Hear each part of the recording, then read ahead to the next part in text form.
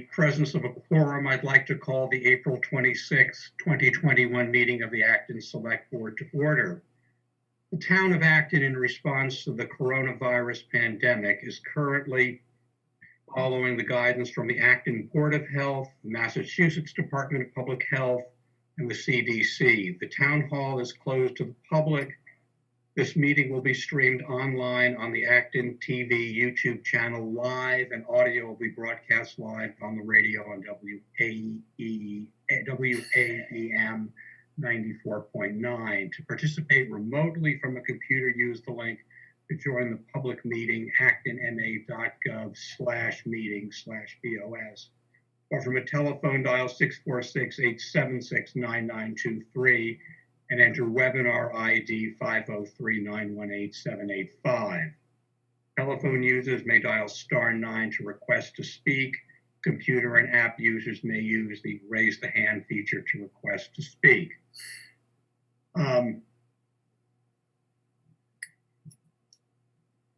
We'll begin with citizen concerns, and I'd like to do it this evening in two parts.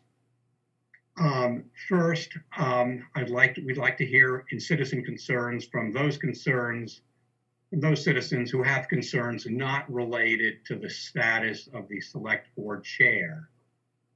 After those concerns are concluded, I'm going to allocate 30 minutes for concerns related to the status of the select board chair. Speakers will be limited to 2 minutes, and that will be a hard stop. I'm limiting it to Acton residents only, so when you come on, please state your address. The only caveat I have is I will allow additional minutes so we have some sort of balance between the pros and the cons. After the citizen concerns are completed, I'll entertain a motion from any select board member on the status of the select board chair. The discussion will be limited to select board members only. There will be no further public comment. So with that said, do we have any citizens who wish to speak on matters not related to the status of the select board chair? We do have a few hands up, Mr. Chair, but just to clarify, did you say that it was 2 minutes for all public comments or just 2 minutes related to the status of the chair? It could be 3 minutes for the first batch of public comments, 2 minutes to the status of the chair. Okay, so we'll hear first from call-in user number 1. Please state your name and address when you are allowed to speak.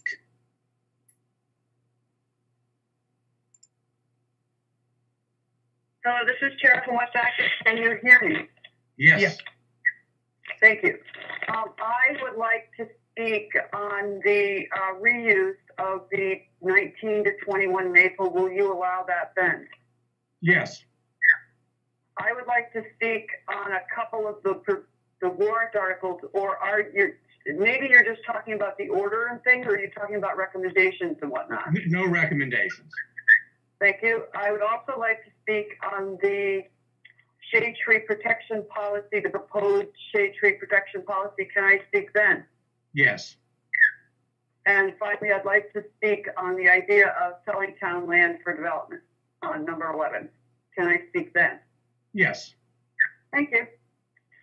All right, I have one more thing. It's related to the chair, but it's not related to my opinion of the chair thing, though I'll talk about that later. I would like you to expand the 2 minutes to 3 or even more if it's a person of color who would like to speak and share their feelings. I hope that you'll do that. It will be 2 minutes for everybody. Okay, thank you. Okay, thank you, Tara.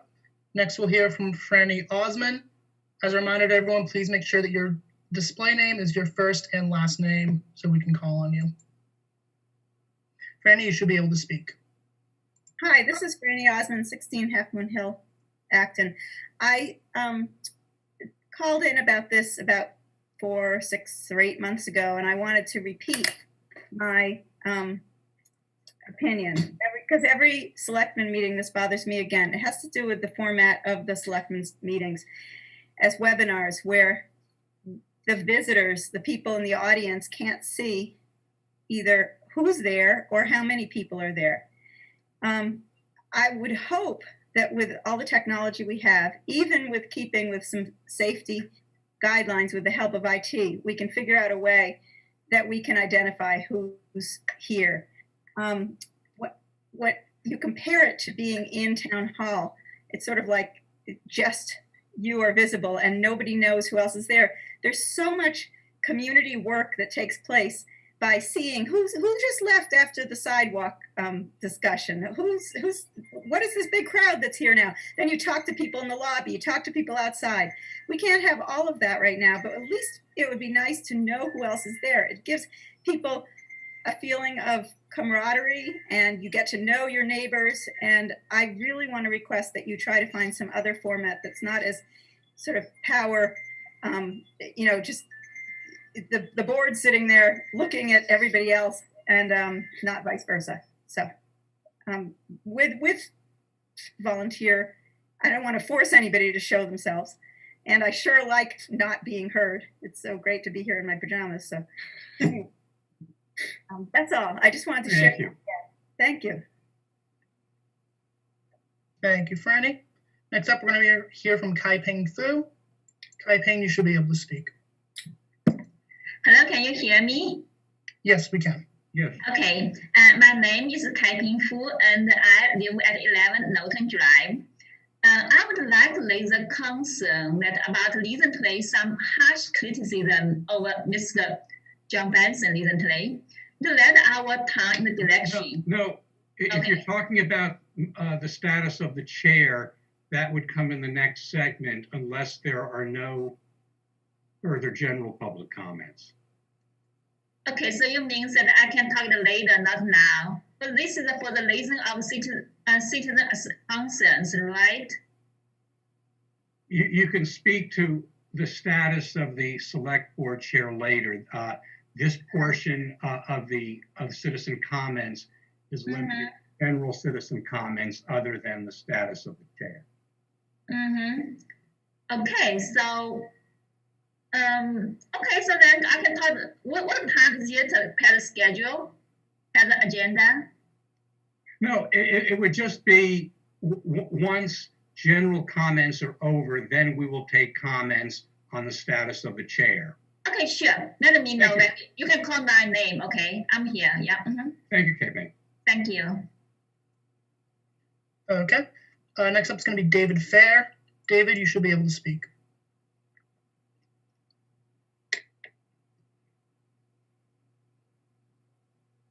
Thank you. Can you guys hear me? Yes. Yep.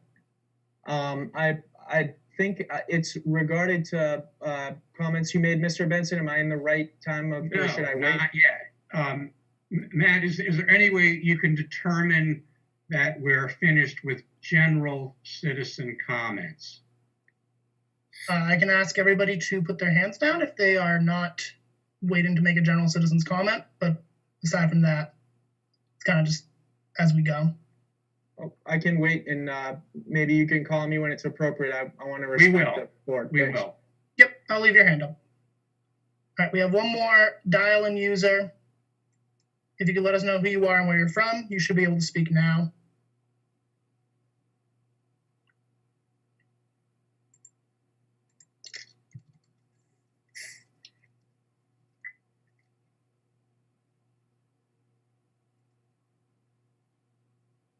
Are you able to unmute yourself?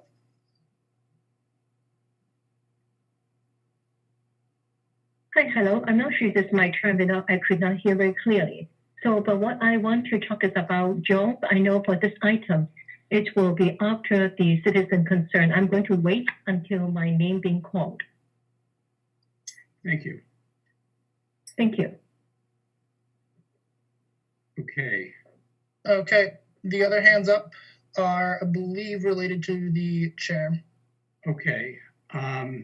Okay, so let's begin. It's 30 minutes, 2 minutes max per person, hard stop. Okay, we're going to hear first from Kai-Ping Fu. Kai-Ping, you should be able to speak. So my name is Kai-Ping Fu, and I live in 11 New Norton Drive. I would like to raise a concern about some harsh criticism over Mr. John Benson recently. It led our town in the direction of divisions instead of unity. In my opinion, John has made concrete efforts for the town's diversity, equity, inclusion culture by taking real actions over the years. John and his wife reached out actively to the Asians, Blacks, and Latinos in the town and encouraged them to take positions in the Acton community. As a grandfather of a biracial grandchild, I believe his concern with the systematically discriminations towards Blacks is also personal. During the Stop Asian Hate rally, John showed up twice to support our Asian residents for the Stop Asian Hate rally. In the March elections, John was somehow pictured as a racist because of his comments on some racial issues in the town. I don't want to go to the details on whether his comments were appropriate or not, but we can agree that John didn't hurt people's feelings consciously. Instead, he tried to encourage people of different race to engage in honest conversations. People told me the definition of racist has been shifted. Now, the racist can be someone who unconsciously hurts people by the lack of centering of their feelings on the people of color. For example, if you ask a second generation of Asian Americans said like, where are you from? What, you speak good English? This could hurt their feelings. That is time, Kai Peng. I apologize for not giving a warning. Excuse me? You were out of time. Okay, yeah. Then I'm fine, but I just want to say that I think that we should appreciate all the work John has done, and I appreciate this, and I don't think he's a racist. Thank you. Thank you. Next up, we are going to hear from Melissa Brown. Melissa, you should be able to speak.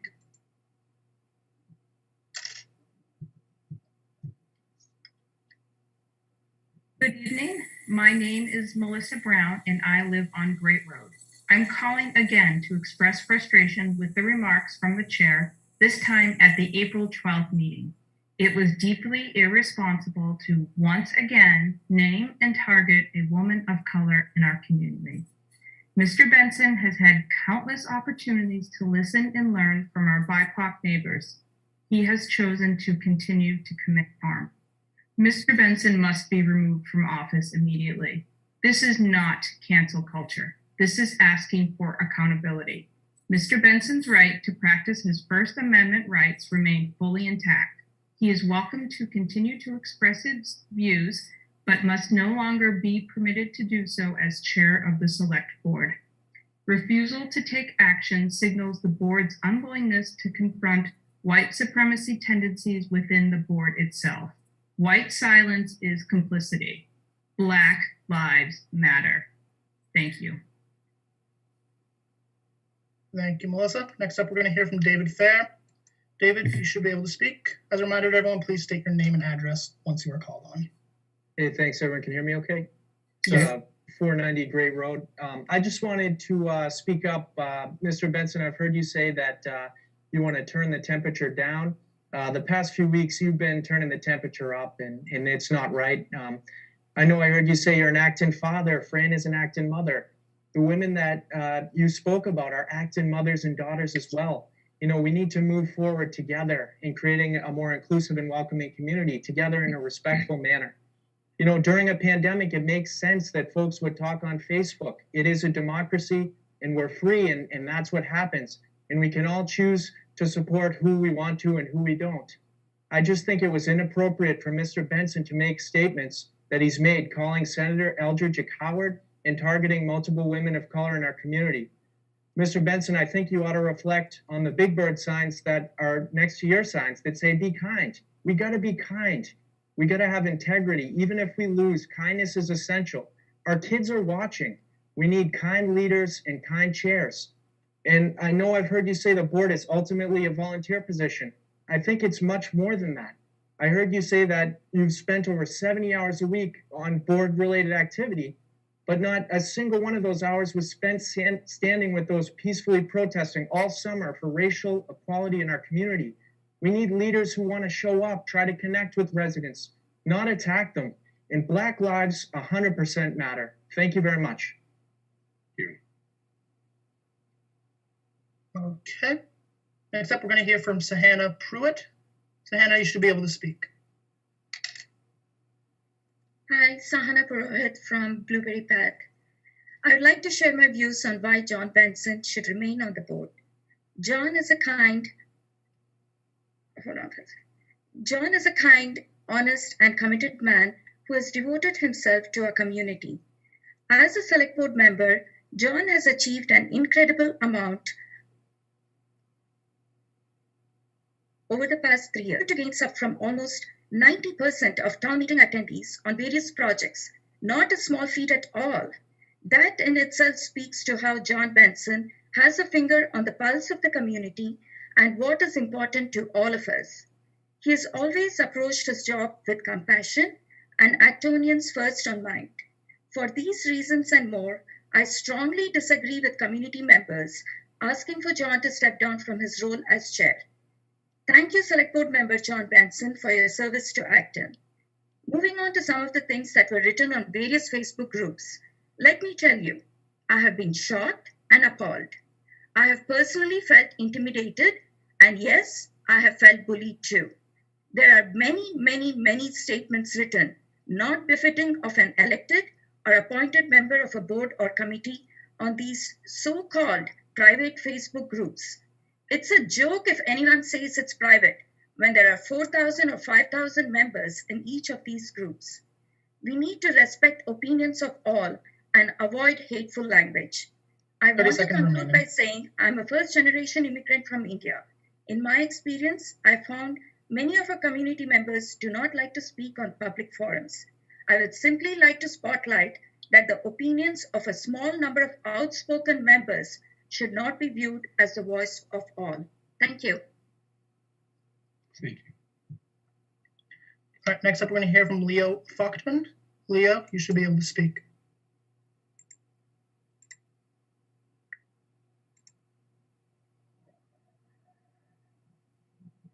Oh, that's my apologies. I hit the wrong button.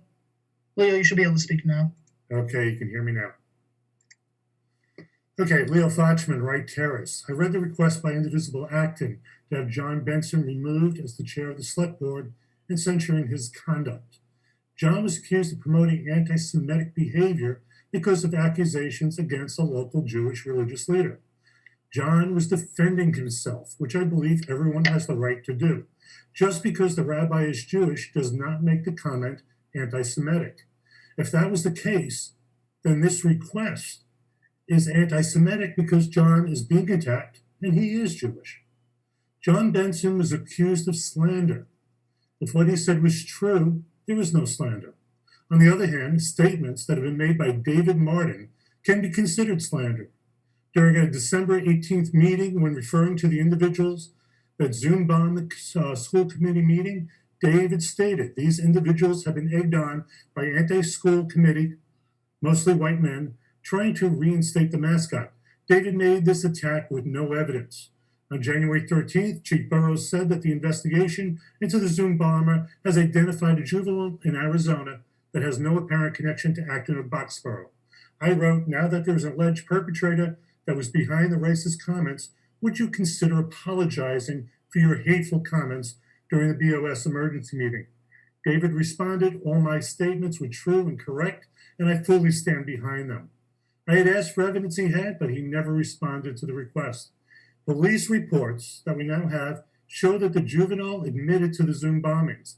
He indicated that he had been dealing with issues at home and was depressed due to COVID-related issues of not being able to attend school regularly or see his friends. He told his father there were no specific targets. David had no evidence when he issued his slanderous comments, and even after evidence came out showing that what he said was a lie, he still stood by his comment.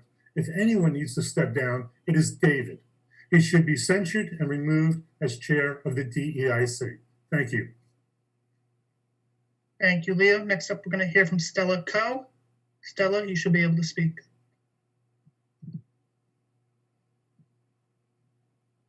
Hi, Stella Coe, Guswood Road.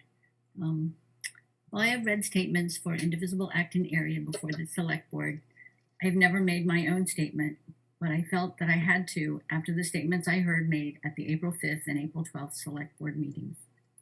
When a member of the select board speaks in their capacity as a town leader about personal grievances, it is not, in my opinion, in the best interest of our town. It discourages community participation and is extremely divisive and non-welcoming. When a member of the select board speaks in their capacity as a town leader and targets members of our community, it is not, in my opinion, in keeping with any professional standards of conduct policy, which I believe all Town of Acton employees are supposed to follow. We must hold ourselves, our colleagues, and especially our leaders to a higher standard. Please let's remember that the individuals that were singled out based on hearsay are parents, daughters, sons, friends, a faith leader. They are all members of our community. Harmful speech puts our neighbors at risk. We have to do better. Thank you. Thank you, Stella. Next up, we're going to hear from Linda Vieira. Linda, you should be able to speak. Linda Vieira from 441 Great Elm Way. Mr. Benson has used his updates during the last two select board meetings to talk about personal matters instead of updating the citizens of Acton about town business. This was more than inappropriate, and I will not refer to them as updates anymore, but rather as speeches. During his April 12th speech, he recommended the first two chapters of the book, How Democracies Die, and cited from the book that norms and guardrails are concepts all of us need to understand. I am in complete agreement that we all need not only to understand these concepts that hold our democracy together, but we need to abide by them at all levels of government. Yet Mr. Benson violated those very norms and guardrails between private and public, campaign and public office, free speech and suppression during both of his speeches on April 5th and April 12th numerous times. Mr. Benson must be held to the standards he himself said we should all abide by. I therefore request that the other four members of the select board vote to remove Mr. Benson from his position as chair and to censor his, quote, chair updates, end of quote, on April 5th and April 12th, so that the norms and guardrails of our democracy are upheld in our town. Thank you. Thank you, Linda. Next up, we're going to hear from Christine Russell. Christine, you should be able to speak. Hi, my name is Christine Russell. I live at 3 Old Lantern Road. I am currently the vice chair of the Acton Finance Committee, and while I'm not here to speak for the Finance Committee or represent the group as a whole, I am speaking as one of its members. With their permission, I would like to inform any who do not already know that Isha Ganguly, a now former member of my committee, is the mother to Leela Ramachandran, one of the four women Mr. Benson named as the community leaders who he alleges acted inappropriately in the run-up to the town election. Unfortunately, I will not get to continue working with Isha going forward, as she no longer feels comfortable or safe serving in public office in our community. I ask those of you who are listening tonight to the words of your neighbors to keep in mind that regardless of whether or not you think the chair was justified in naming these community members, his actions have resulted in a member of the Finance Committee feeling that it is not safe to continue serving this town. Isha and her daughter have also been left wondering if the seeming sudden uptick in cars passing slowly by their home is just a coincidence or a result of the words of the chair.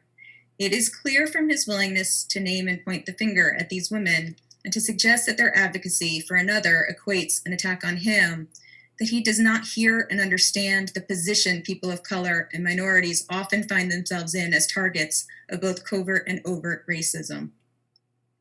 I do not believe that he would have spoken the way he did if he understood that there are people for whom change is unwelcome, for whom white is safe, and all who enter our town are expected to silently conform or move on.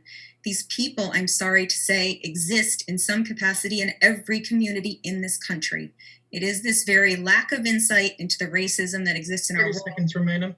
Inability or unwillingness to learn, grow, and step into the role of an anti-racist that I believe led to Mr. Benson's loss in the election. and this sort of behavior cannot be tolerated in town leadership. I am truly sorry to see Isha step down from our committee under these circumstances, and I sincerely hope she and other strong voices in town are made to feel welcome serving Acton as it continues to learn and grow. Thank you. Thank you, Christine. Next up, we're going to hear from Bridget Chambers. Bridget, you should be able to speak. Hi, I'm Bridget Chambers from Gristmill Road. I have a few comments I want to make regarding the April 12th meeting specifically. And I want to specifically speak up for Kira Cook. Kira is a good person who has taken her commitment to this town to a new level by volunteering on our school committee. She is a resident of our town and a mother of children in our schools. With all due respect, Mr. Benson, it was inappropriate for you to use your position as chair of the select board in the way that you did. You essentially threw Kira under the bus publicly. And the rest of the select board, with the exception of Mr. Martin, you sat there and you let him. It was wrong. Second, I think it's important for all of us to remember that our children are watching and learning from us. As parents, we bend over backwards teaching our children not to say or do something on social media or on video that they would not say or do to someone directly. And yet, here we are, slinging insults and making assumptions about each other. While I absolutely think it is necessary to have healthy disagreements and debates, it needs to be done constructively so that it brings us closer together as a community. Lastly, I think it would be a mistake for us to brush our issues under the rug and get over it, so to speak. It would be a lost opportunity. It's important we face the hard feelings that exist in our community and take actions to reconcile and resolve these conflicts in a way that makes us better. I wonder if there is some sort of mediation our town's leaders can enter into with each other in order to help resolve some of these differences. Such an example to our community would be very powerful. Richard, you are out of time. Thank you. Thank you. Next up, we're going to hear from Janet Adachi. Janet, you should be able to speak. Yes, Janet Adachi, Simon Hapgood Lane. Thank you for the opportunity to talk. I will talk fast. I am very worried about the well-being of our town. Since last year, advocacy for the worthy cause of racial justice and inclusion has degenerated into an intolerant, hateful effort, largely on social media, to beat up on the select board chairman, though he has served the town well for 3 years. The attack dog strategy already has adversely affected the chairman's recent bid for re-election, but the bullies want more. A group whose members aren't even all Acton residents is pushing for the chairman's removal from that position during the last 2 months of his term. This effort is petty and goes too far. Let him serve out his term. In this toxic atmosphere, if I still were on the board, I'd likely be bullied for daring to disagree even slightly with local anti-racists who have shown themselves to be incongruously closed-minded. By the way, for the benefit of people on local social media who apparently don't know that the board has included non-white members like me, a Japanese American, maybe because I didn't make a big deal about it, I was on the board for 9 years from 2010 to 2019. When Ching-Sung Chong joined in 2015, the board was the most racially diverse one in Acton ever. The board also was gender diverse during my tenure, with 2 to 4 women every year. Our community needs a substantial intervention, and soon. Our elected local officials, town and school, should commit to addressing the division and rancor, including among the officials themselves. The 2 incidents of racial epithets during school committee meetings could have been a great opportunity for the 2 boards and entities to collaborate on building. Am I done? You have 30 seconds left. Oh, okay.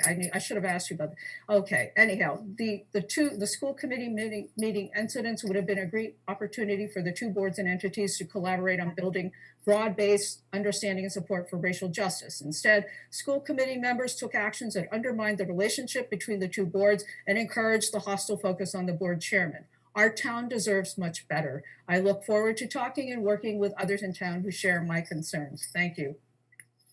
Thank you, Janet. Next up, we're going to hear from Rebecca Wilson. Rebecca, you should be able to speak. Hello, can you guys hear me? Yes. I am Rebecca Wilson on Wingate Lane. I am again calling in regards to the grossly inappropriate behavior of the chair of the select board, Mr. John Benson, that he displayed at both the April 5th and April 12th meetings. In no way did Mr. Benson's complaints further the interest of the townspeople, nor did they help address local issues. By taking his time to air personal grievances, it was a clear demonstration as to why he is unfit to wield the power his position holds. More importantly, by Mr. Benson naming specific members of the community using his platform, he is creating an environment of fear and discomfort for those he named. It puts them in the very real and dangerous position of being made targets for abuse. Why should our neighbors be forced to live in fear just to assuage the fragile ego of one man? I urge the board to do the right thing. Over 230 of your neighbors support his removal as chair. Black Lives Matter. Thank you for your time.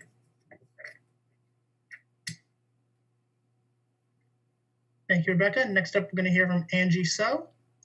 Angie, you should be able to speak. Hello everyone, Angie So, 2 Bramble Way, Acton. I'm here on behalf of myself and show my personal support for John to continue serving as the chairperson on the board. I live in Acton for more than 20 years. I first know John through my running for the town position. I was very hesitant at the time. John was one of the very few persons who wrote personal email to me, even though he didn't really know me too much at the time. I still remember the encouragement feeling after I saw the email. It's a living proof that he simply supports anyone who is willing to serve, including Kara Cook.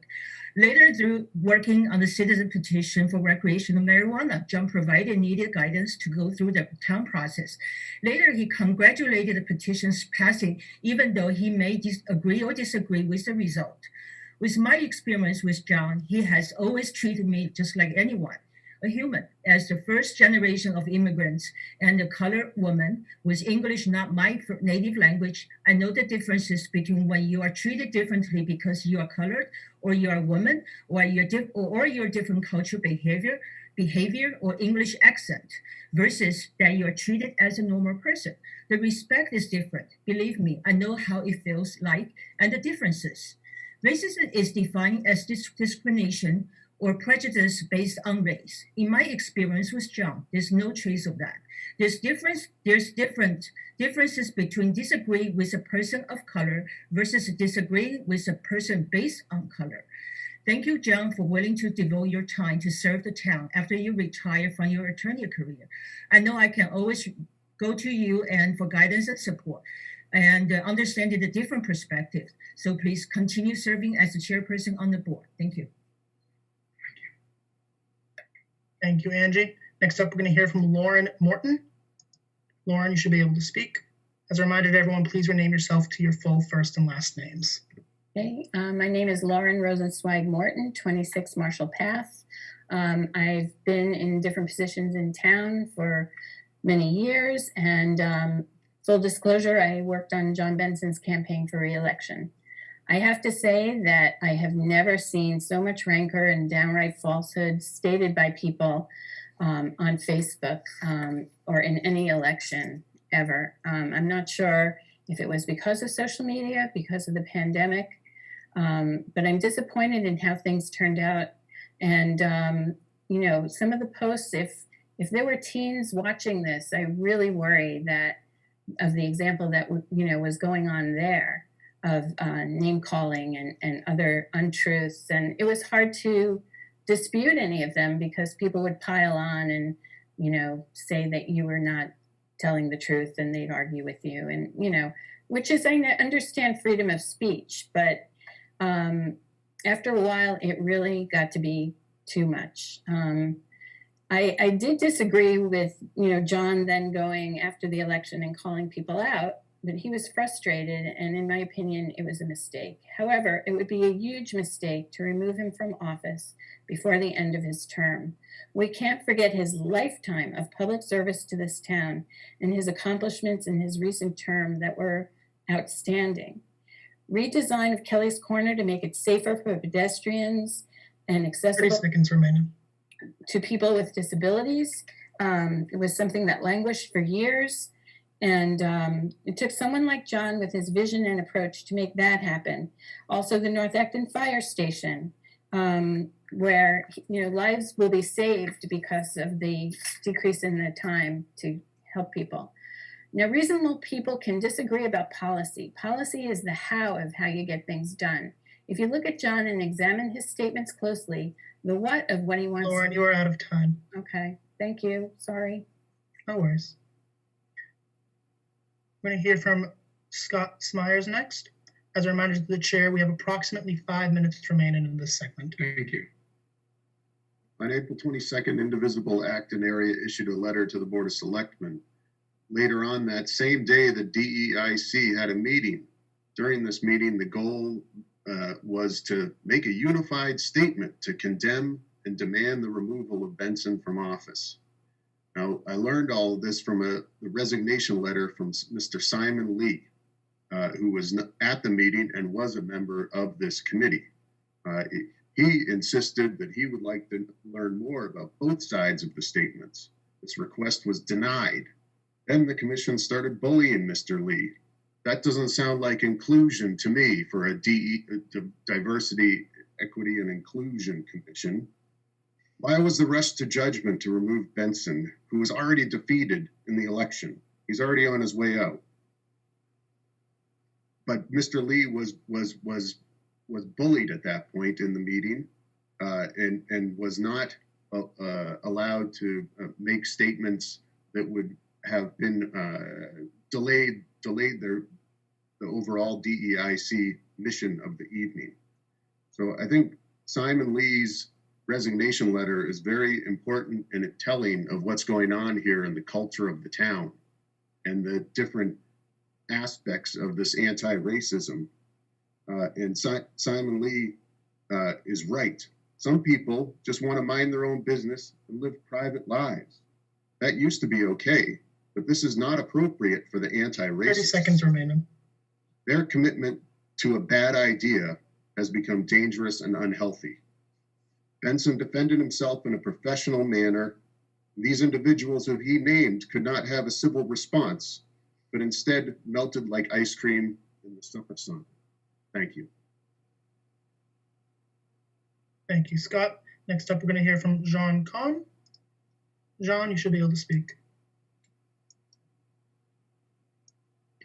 Thank you, Admin Road. Thank you, John, for your service for the past 3 years as select board members. And thank you, Jim, David, John, and Dean for your service and listening. I do not believe that removing Mr. Benson as chair is appropriate action for the select board to take. I watched April 5th select board meeting recording, including the public participation leading to Mr. Benson's statement. I believe that Mr. Benson's motivation to speak out was to ensure that no further candidate would need to endure the type of attacks he perceived to have endured during the last election cycle. The way he felt best to do that was to hold members of the community accountable by calling them out for not speaking out against those posts as they were happening. In other words, remaining as bystanders. I do not believe that his statement came from a place of malice or hostility. However, I share the concern raised by others that Mr. Benson should not name specific individual in his statement so that the issues instead of the individuals become the focus. Maintaining civility, debating issues, and avoiding personal attacks are important issues for all Actonians to reflect upon. We are a diverse community, and everyone carries with them a different set of lived experiences, informing us on how we get about creating a more inclusive and tolerant community. Sometimes an individual's solutions go astray, but if that individual set off with good intentions, we should not ostracize them or condemn them, but rather help them understand why that was 30 not seconds the best remaining. course of action. Only through productive dialogue and meaningful discussion we can improve and learn from each other and from our own mistakes. I urge you to vote no on the possible motion to remove Mr. Benson as the chair of the select board. Thank you very much. Thank you. Mr. Chair, our time for the segment set to expire at 7:40. Would you like to take an additional public comment? Yeah, one more, sure. All right. Next up, we're going to hear from Nancy Cochran. Nancy, you should be able to speak. Okay, I'm speaking in support of John in recognition of the quality and quantity of work that he has done for the town of Acton while as a select person. People can say that there were hurt feelings on both sides after the statements, and that very well is probably true. However, in balance, and we must remember that we keep things in balance when we are in a political open meeting, that John Benson has been an asset to the town of Acton and has worked tirelessly for the improvement of the community as a whole, and has never been anything but responsive to his constituents. I urge the board to recognize the performance of John Benson as a person who is committed to each and every resident of Acton and should not have this blemish on his service to the community. Thank you very much, and please recognize that his service is worth restoring a level of dignity. Thank you. Thank you.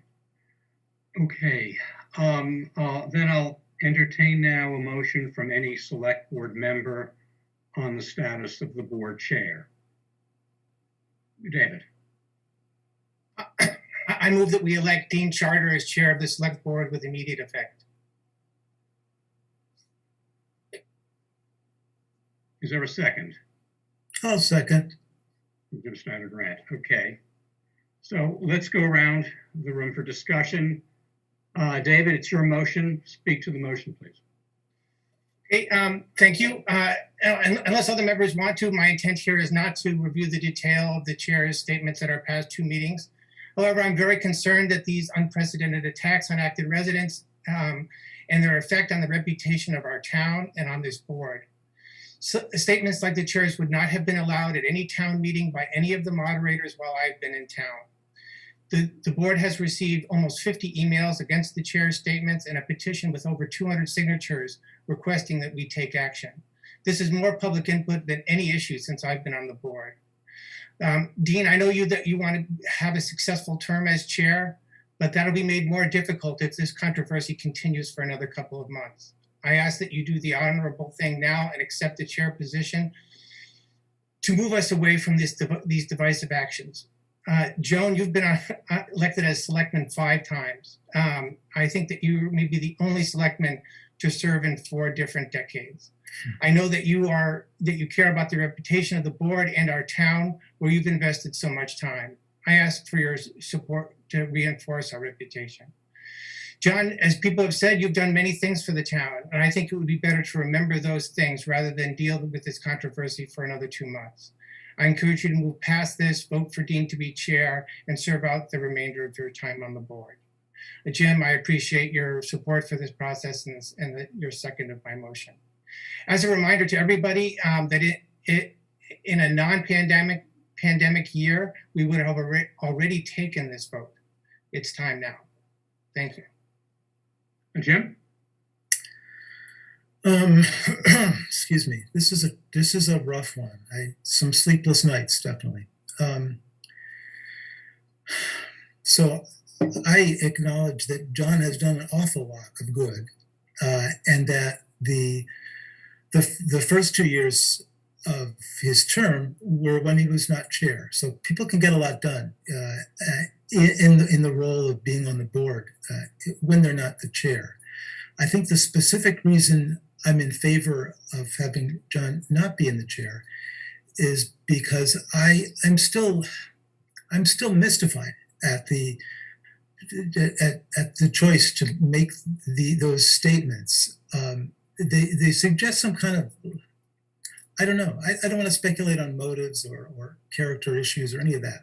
They were harmful and they were divisive, clearly.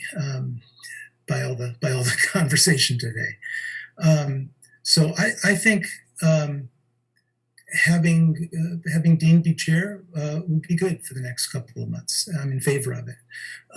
If there are board members who would prefer to think of this as prefer to have a motion to make Dean the temporary acting chair for the next 2 months, that's another alternative that might be more acceptable for some. The key thing for me, whether we do this as the regular election or as a temporary thing, is just to reduce the risk to the reputation and the integrity of what the board does by not having John in his current state, which seems to have some unpredictability to it, be the chair. And I also, it's also a way for us to acknowledge the harm that was done. And I would like to personally apologize for my role in that. Thank you. John? Well, as David said, I've been around a long time. And at one point, the board voted that I not attend the Water District Committee meeting. I'm not in favor of this motion. I've known John a long time through the years. He's worked hard for the town. And if it weren't for the pandemic and the situation we're in, neither of us would be here today. So I think we should continue as we are. I haven't always agreed with John on some of the things he said, but I respect his contribution to the community. And so I will not vote in favor of this. Dean? Yep. Thank you. David and Jim, thank you for your support on that. I'm flattered. But I think it's a bit premature. If the newly constituted board in July wishes to make me chairman, I'd be happy to serve. I've been happy to serve as vice chair and before that as clerk. Let me give you a little background and my understanding of this. I've known John for over 40 years. And in all of my interactions with him, formal or informal, going out to dinner or having a drink with him or whatever, and I've never heard the man make a statement that in the conventional wisdom would be considered racist or anti-Semitic. It does not seem to be in his nature. As has been pointed out in the past, John is actually of Jewish descent. His daughter-in-law is a woman of color. He has a biracial grandchild. Frankly, John is somewhat more liberal than I am. And we've had some interesting discussions about that from different points of view. I think that this entire issue is overblown. Now, that being said, I'm sure that I would not have addressed the issue after the election in the way John did. These are not the kind of statements that I would do, but I'm not the same kind of person that John is, nor am I the same kind of person that David or Jim or Joan is. We all have to look at these things from our own points of view and our own feelings. I think John obviously was upset and angry, and I think a lot of his anger was based on the fact that there was a really nasty social media campaign that had gone on. It's very hard to fight against. And a lot of irresponsible statements were thrown around, and I think he was trying to react to that. If he had made those statements and not named people, then he would be criticized that, well, you didn't give us any specifics. You're just making big generalities. So he named names. Now that's There's pluses and minuses to that. One of the things that he did not do is he did not identify the folks by their race or their ethnicity. Those folks have either self-identified themselves or have been understood to be persons of color or Jewish. So be it. But to turn around and to say that you can't disagree with me because if you disagree with me and I'm a person of color, then you're a racist. That's just what I call the nuclear option. To throw that out without any backing whatsoever, I think that's just a terrible thing to do. And I think it's the opposite of where we should be going here in town. What's happening is that groups are turning upon themselves. We just heard recently tonight about a member of the Finance Committee dropping off. I did read the rather lengthy letter that Simon Lee sent in to the DEIC, where that group turned on one of their own members because he was not politically correct enough, apparently, and dragged that man through the mud to the point where he resigned. I'm very concerned about that because when we carefully set up the structure of the DEIC, we wanted to have a member of the Board of Selectmen as chair to sort of, as they say, keep things within guardrails, and apparently that's not happening. So I think I'll agree with what other people have said. You know, John has served long and hard, put in huge amounts of work. He is he's going to be gone in less than 2 months. What this is looking at, it looks like spite. And I don't think this board should be motivated by spiteful behavior. Folks might criticize what John said. I might criticize what John said. But to take somebody off the board just as a final kick in the teeth, that's not what I stand for, and I don't think that's what the people of Acton stand for. Certainly there are some very upset people. People are very invested in this. And I hope that as time moves on, we move on from this, we get into the next year, we get into the new board, we can turn the page. Frankly, I think we've turned the page already, just with the long discussion we've had already today. But I will not vote in support of asking John to step down. Thank you. Are there any further comments from board members? All right, Jim?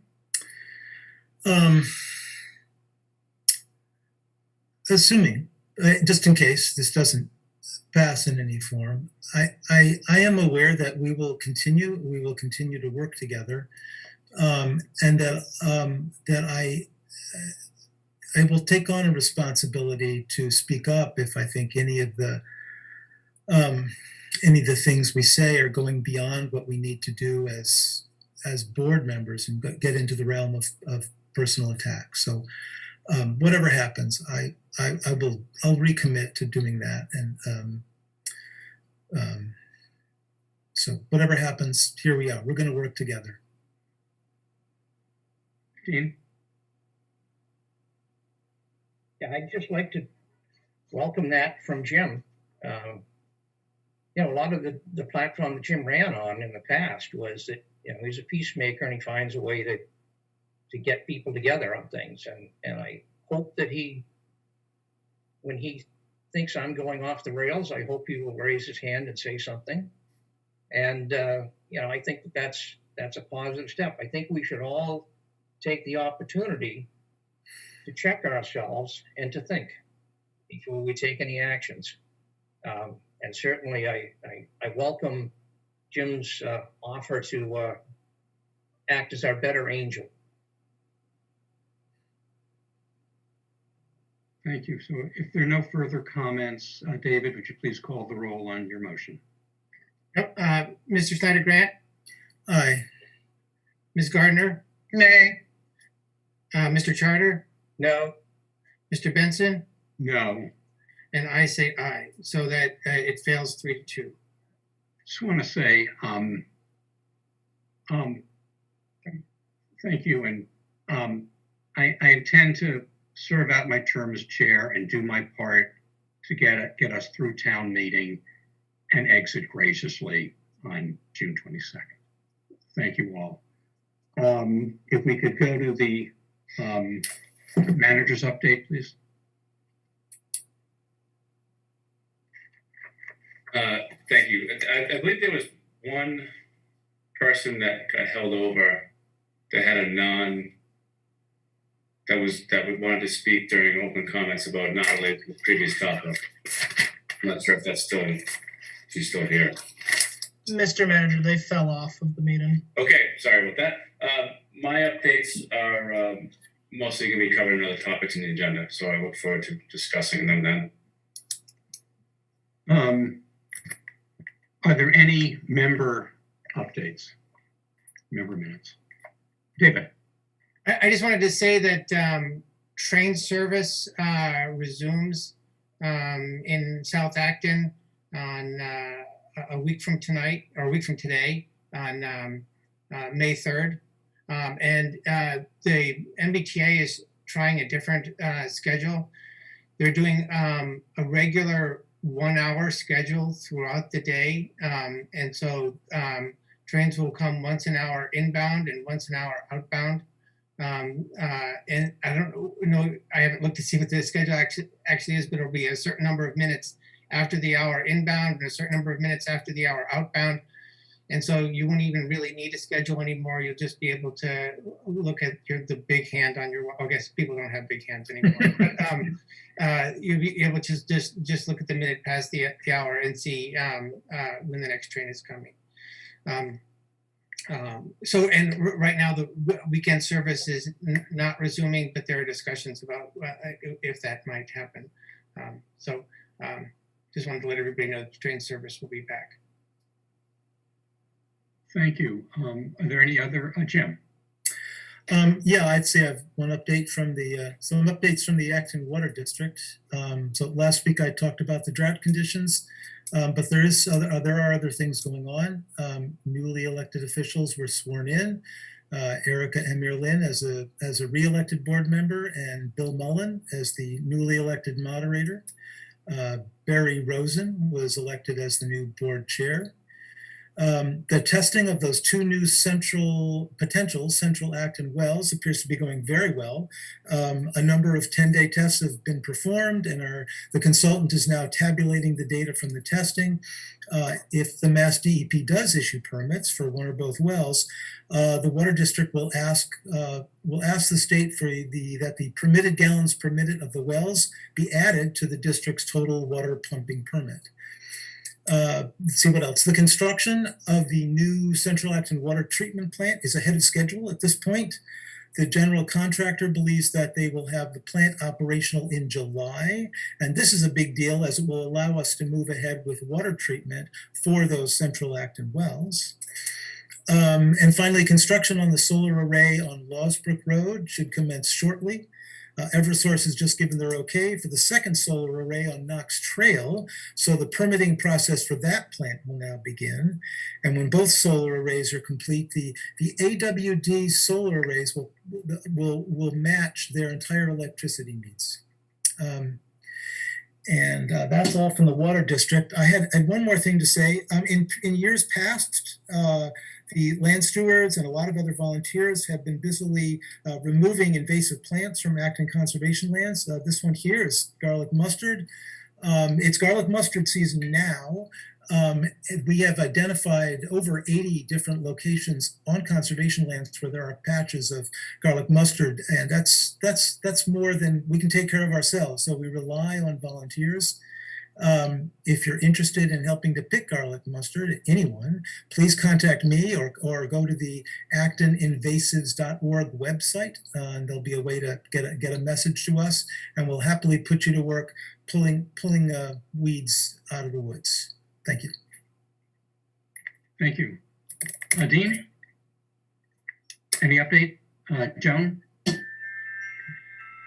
Okay, moving to the new special business. This is a public hearing notice, Town of Acton. The Acton Board of Selectmen will hold a public hearing on April 26, 2021 at 7:10 p.m.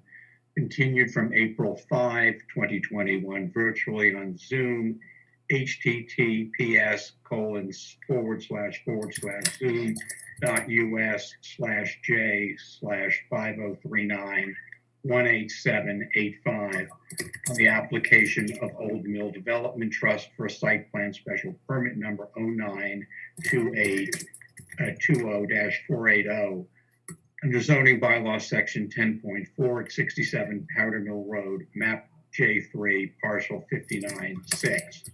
The application and the accompanying plans can be expected at the Planning Division office in Town Hall during normal business hours. For information on how to participate remotely and to view the application material, see http://DOC.actonma.gov/view/collection-1277. The petitioner has requested a continuance to June 7, 2021 at 7:10 p.m. I inquired as the reason for the continuance because there are several have been requested. The request in this instance is the applicant, this is from Kristen Gouchard, the applicant's engineer needs additional time to respond to the peer review consultant's request for additional calculations, and they now intend to connect to AWD rather than a well. So they now need additional time to modify the plans accordingly. So the continuance is until the 7th. I should note that that is our last regularly scheduled meeting before June 21 town meeting, unless we hold an additional meeting between June 7 to get this done. The applicant should take note that a new board will be fully constituted at the end of June. And I don't know if we can't finish it up while Joan and I are sitting members, I don't know whether you're going to have to start again or how you're going to have to deal with it. So let's make every effort. We're willing to have an extra meeting to have a disposition of your permit request. So would I have a motion then to continue the 67 Powder Mill Road public hearing to June 7, 2021 at 7:10 p.m. So moved, Joan. Is there a second? Dean? No further comment, David, if you call the roll. Yeah, Jim? Actually, I did have a brief comment, if that was okay. Okay.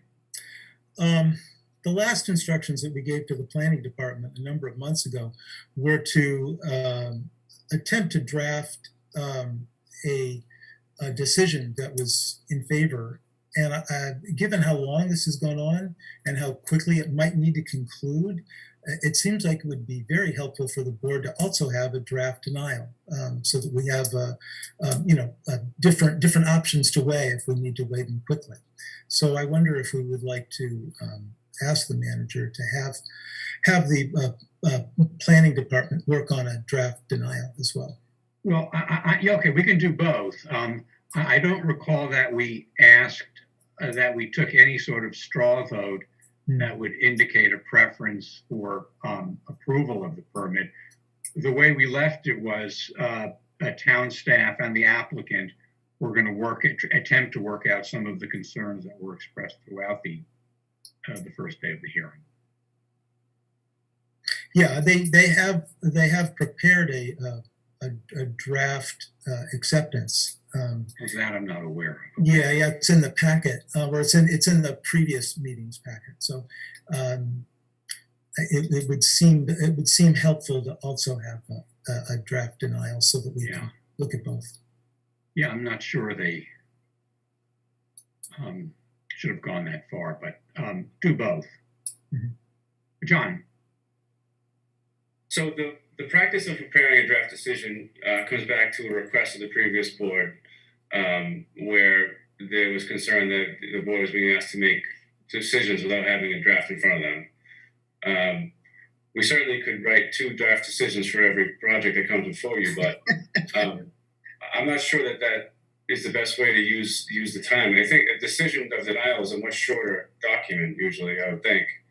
Maybe there's a way that we can expedite the process of preparing that. If it's short enough, maybe we can just throw it in the packet for every month, I guess. But either way, I can talk to Kristen about it, but I just don't want to make a new precedent of doing 2 decisions for every item. Oh, yeah. I'm not asking for a precedent. I'm just thinking for this particular project, it has taken long enough that it seems like there would be time to prepare both. Yeah, I just want to assure the public, particularly those members of the community who are opposed to the permit application, that this board has not made a decision in favor of granting the permit. And we, I think in what John was talking about from the past board, we wanted a draft decision ahead. You know, if we were going in that direction, we wanted to see a draft decision ahead of the meeting when we'd be asked to approve it. So there's no tip of the hand here. So if there's no further comments, David, if you'd call the roll on the continuance motion. Yes, Mr. Snyder Grant. Aye. Ms. Gardner. Aye. Mr. Charter. Aye. Mr. Benson. Aye. And I say aye, so that's unanimous. Okay, thank you. So our next item would be the COVID-19 response update, Mr. Manager. Thank you. So as of last week, all members of the public, anyone in the town or in the state that's 16 or over is eligible for vaccine. So that's a big advancement in hopefully people getting vaccines out there, and it's continuing to be a positive trend for public health. In terms of local cases here, we are back into the lower teens for number of active cases. The actual number today is 13 current cases, which is nice to see, because if you recall earlier this month, we were up in the 40s for active cases. So hopefully this trend will stay in the downward direction. Total cases to date, 951. Given that the public health metrics have trended in the direction that we are hoping, we are proceeding, of course, subject to the board's approval right now, to move forward with the plan to allow the public into the building, town hall, starting Monday, the 3rd, and in other buildings on a more limited basis, but still letting more public in. As you know, we've been closed completely since March 13th of last year, and we're excited to start letting people back in and interacting face-to-face, socially distanced, of course, but face-to-face with our residents and customers. So that's the plan, and I just want to check in again with the board to make sure that everybody's comfortable with moving forward. Sure. What buildings did you plan to open in addition to Town Hall? So, Town Hall will be open for customer service during customer service hours, which, as you remember, is a late Tuesday and then early Friday, and then regular days the rest of the week. The library is opening in its schedule that it previously set up with the limited browsing, which is available on the Memorial Library website. West Acton, I'm not sure if they're ready to change from their current status, but that'll be on their website as well. Smaller offices like the building next door are still kind of the ring a doorbell kind of thing before people aren't just going to be walking around there. Same with the recreation building. Over at 30 Sudbury, we're working out a plan for people to be able to access that building and do it safely. There's not going to be programming, there's not going to be lunch, there's not going to be coffee. It's not going to be the same as it was. But, if there's services that people need, if they need to fill out a form, if they need to talk to a social worker, we're going to be open. But, programming will be outside still, and will, might mostly be appointments over in that building. I may have missed one. Public safety, that's not really public. The fire stations are no public, so apologize if I missed any buildings. But yeah, that's the plan. Okay. Joan, you had a question? No, Okay. Any further update on COVID? That's it. Just that, we had discussed and presented that we're trying to form a 9-town collaborative to use the Kmart site as a vaccine location. We did have a meeting with the state last week, and they haven't given us an answer either way. And we're not hearing of people having a lot of trouble getting access to vaccines as much as we did a month ago. So maybe it's okay that we don't get this. We're still going to pursue it and see it through. But I just want to give you that update that it's still in the works. We haven't heard a positive answer yet on that. Thank you. David? Yeah, I just wanted to say about that, though, from the people that I know who've gotten vaccines, you're right, the vaccines are available, but, people are driving a long ways for a vaccine typically, at least, people I, chat with. So I think there probably are quite a number of people that might not have, access to a car, or might have other time restrictions where it's difficult for them to, to drive to Worcester or to Boston or, to Lowell. So it might be useful to have something local. Maybe it doesn't have to be a mass vaccination site, but it'd be nice if the state approves to have something local. If anyone meets the category of what you just described, please have them contact me. We can help them. And also, Devon's just recently opened as a mass vaccination site, so that's much closer than previous options. But we're still doing homebound vaccinations. We're still finding ways to get people vaccinations, working with Acton Pharmacy. So if there's people out there that don't have a way to get it, please contact us. Call the hotline 978-929-6600 or email me. Jim. Since you mentioned Acton Pharmacy, I see that they are now also accepting appointments for giving the shot. So through the state's pharmacy program, they're now able to provide that service. Okay. So item 5 would be presentation of recommended design concepts for reuse of 19 to 21 Maple Street. John? Thank you. So this is a project that we've been working on, I think, for about half a year. There's been 2 public forums. We brought in a consultant, Nelson Nygaard, and Corey York, our public works director, has been running the project. I believe Corey and Jason and Corey can be brought in as panelists for this discussion.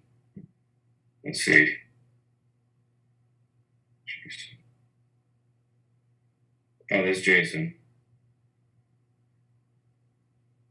And Corey, I'm gonna bring in Jason. Do you want to give some opening remarks? Yeah, just give some quick remarks. Like John said, we've been working on this sort of through COVID.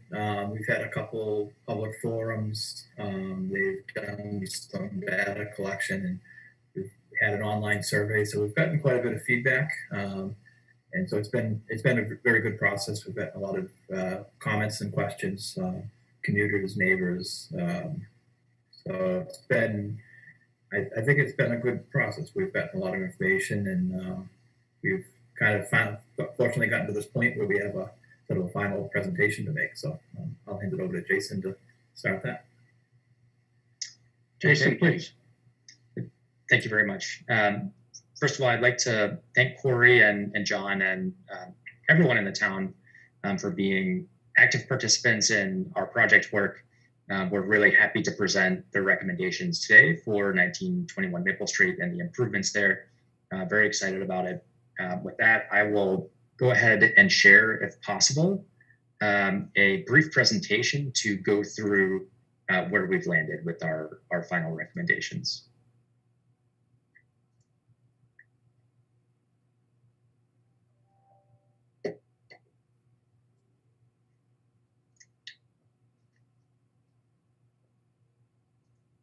And Nicole, and while that's being, are you able to share? Matt? And is he yeah, all set? yeah, Okay. just give me 1 second. Sure. So, and then, so the purpose of the discussion tonight is to present these recommendations to the board. This is basically the third public discussion of these recommendations and see how you want to move forward.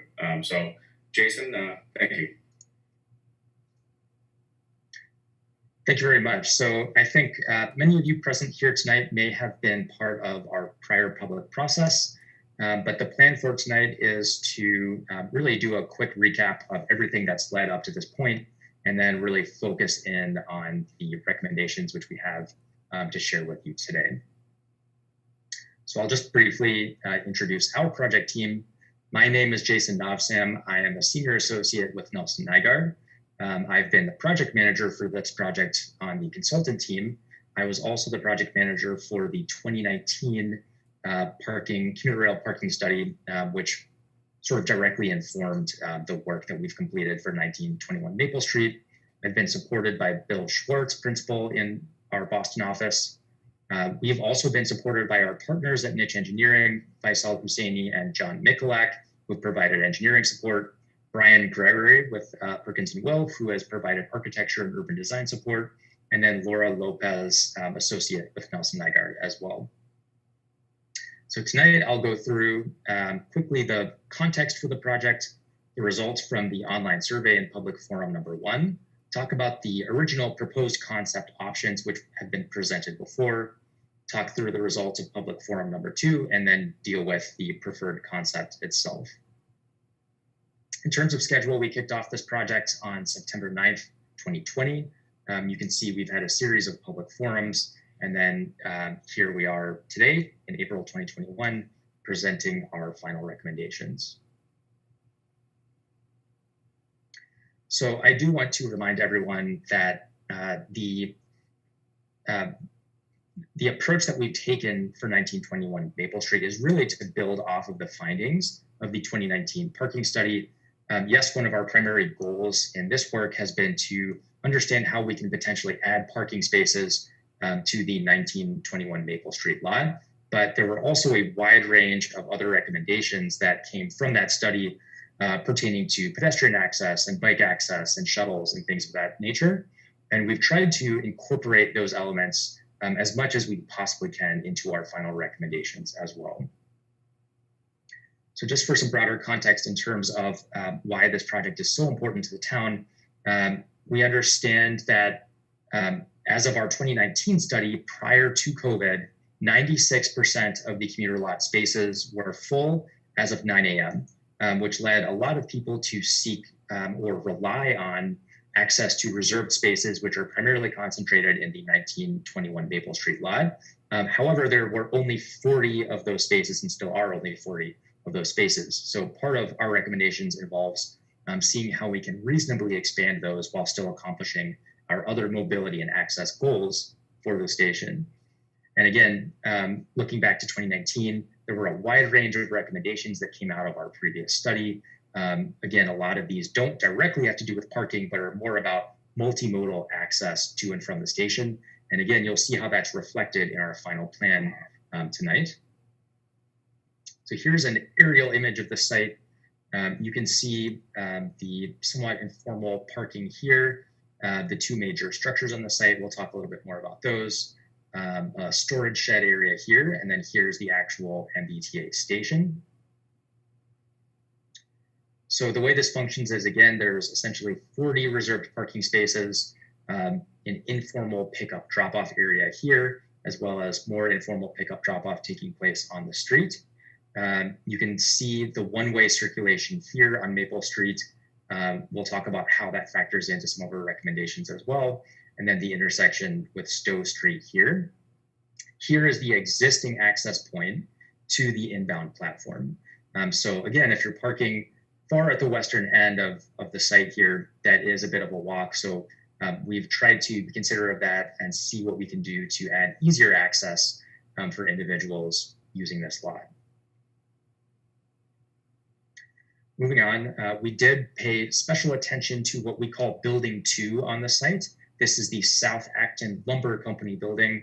It is listed on the Massachusetts Cultural Registry Information System, or MACRIS, with forms B and G.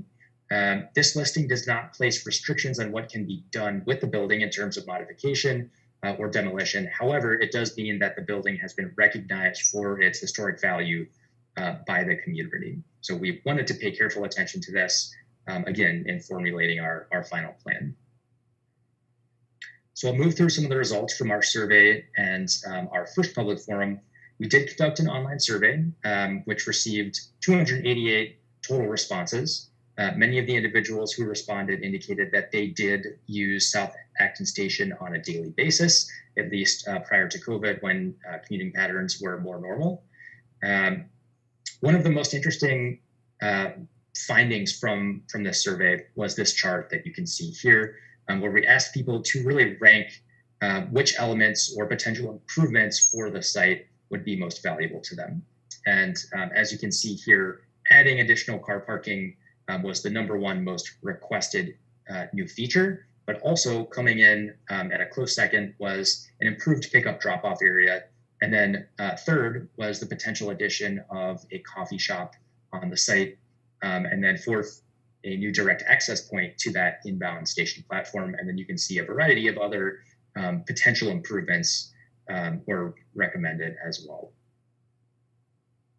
So with those recommendations or proposals in mind, we developed 2 primary concepts.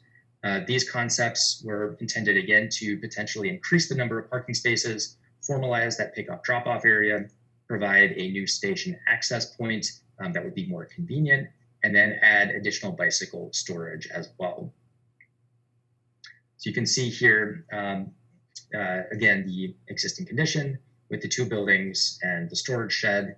You can see right now there are 4 potential vehicular access points to the site.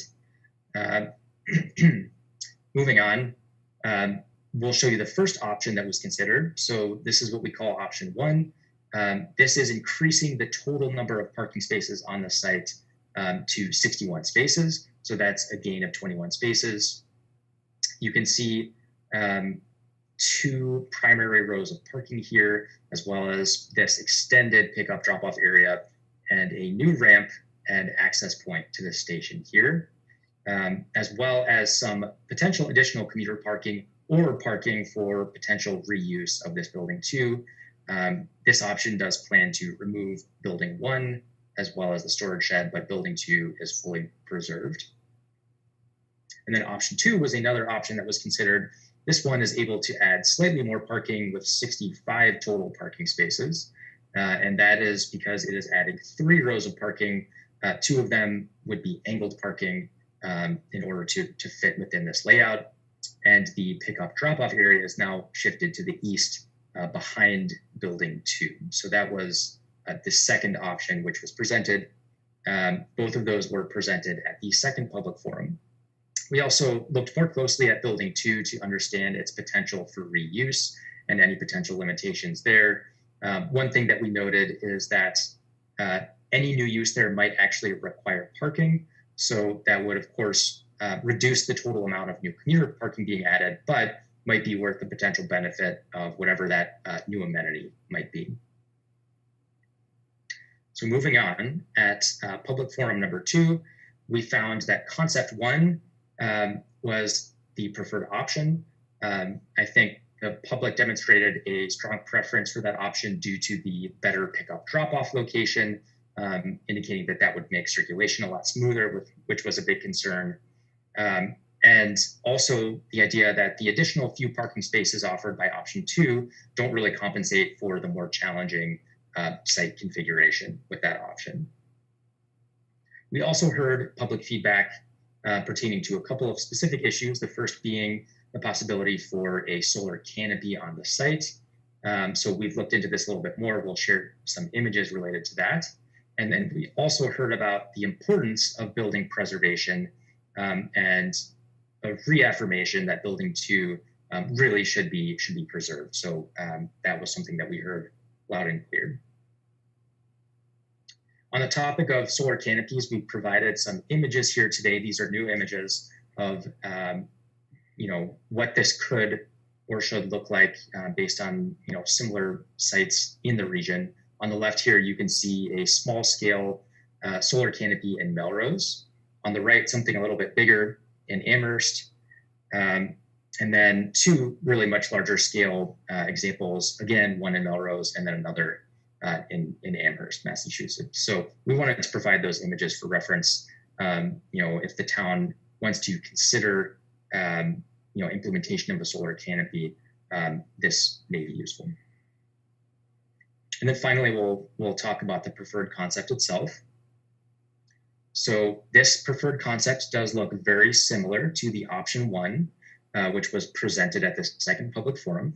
You can see again the two primary rows of that reserved commuter parking, the pickup drop-off area, the new entrance to the station here, and the accessible ramp, a sort of dedicated entry plaza and bike storage area in this location, preservation of building 2, and then very importantly, based on the feedback we heard, the intention here is to wrap the entire site in landscaping to really minimize the additional visual impact of that pavement expansion. Again, with this option, we are looking at a gain of 21 spaces over the 40 existing for a total of 61 total parking spaces.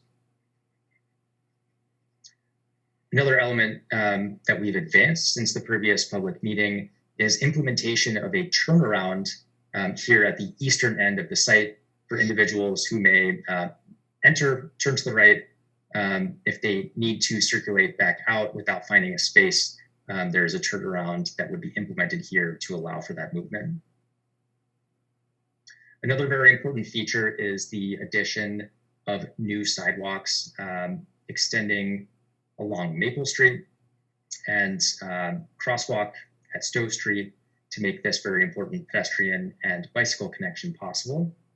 That also includes a slight realignment of the Maple Street and Stowe Street intersection, shifting it to the west to improve sightlines and create a more perpendicular intersection there and make that feel a little bit safer. And again, additional protected bike storage located here. What we found is that the existing bike storage area located just east of the site is often full. So certainly we want to dedicate additional space to that as well. So with that, we'll present the final recommended plan here, which is giving us a more detailed look at what that option one might look like. You can see the turnaround area that's been added here, the critical pedestrian and bicycle connections here, as well as accessible parking spaces in this location and the protected bike parking here. So we will be passing on this finalized plan to the town for a final review. But again, we've strived to incorporate all of the elements that we've heard, all of the comments that we've heard from the public and from the town throughout this process to add parking while making these other critical multimodal access improvements as well. In terms of building 2 is recommended to be preserved. We cannot say with certainty what sort of building reuse might be interested in becoming a tenant at that location, but we do have some images to share in terms of precedents for similar buildings in other locations. I think, again, we've heard loud and clear that a coffee shop, is very appealing to many in the town, potentially a bike shop as well. And you can see some images here of what that could look like. Moving on, in terms of impact to the surrounding roadways and the community, we're looking with this option at a maximum of 15 new AM commuter vehicle trips. And that's based on a 70% typical parking occupancy, which we observed for this lot. Those trips would be distributed across the existing roadway network. So in doing so, wouldn't place any additional strain on any specific turning movements or require any additional traffic impact mitigation to allow the site to function. In terms of visual impact, We expect minimal visual impact, assuming that we provide that robust landscaping, which can fully wrap the site. In terms of the historic character of the neighborhood, again, we expect minimal impact. We are planning to preserve Building 2, which is the only historically designated building on the site. In terms of new vehicle traffic associated with the potential reuse of Building 2, that would vary based on whatever potential future land use was there, but that would be no more than 14 vehicles in the AM commuting peak. In terms of the total potential cost for the improvements, we are estimating something in the realm of $1 million. That would include demolition of Building 1, the landscaping, construction of the accessible ramps and stairs at that new access point. It does not include the cost of any potential renovation of Building 2. That, again, we'd just like to thank all of you at the town and all the members of the public for being really active and part of this process. Again, very excited to present this final plan to you, and happy to take any questions. Thank you, Jason. Were there questions or comments from members? Jim? Yeah, let's see.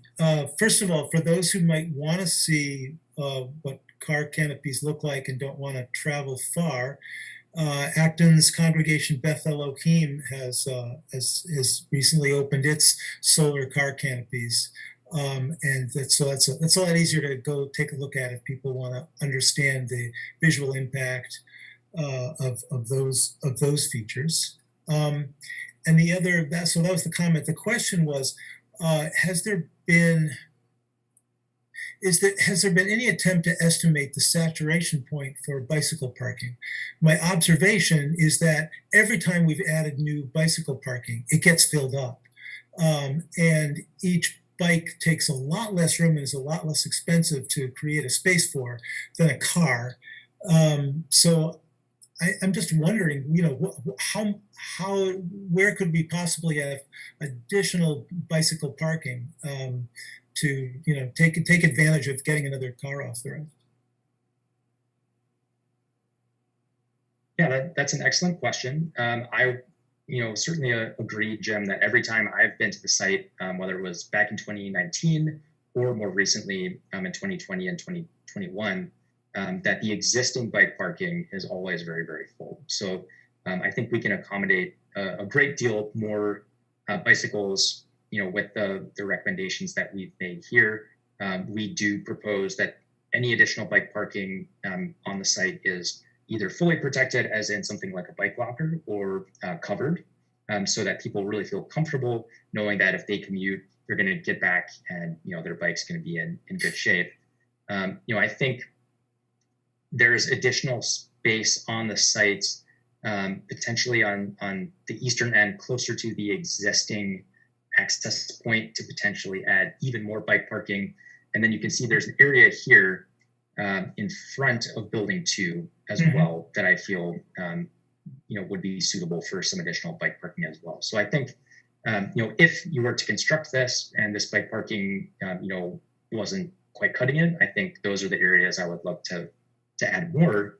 To your question on the relationship between the vehicle parking and the bike parking, I think the town can strive to continue to add as much bike parking as they can until it stops filling up. And I think ideally that will reduce the reliance on auto travel.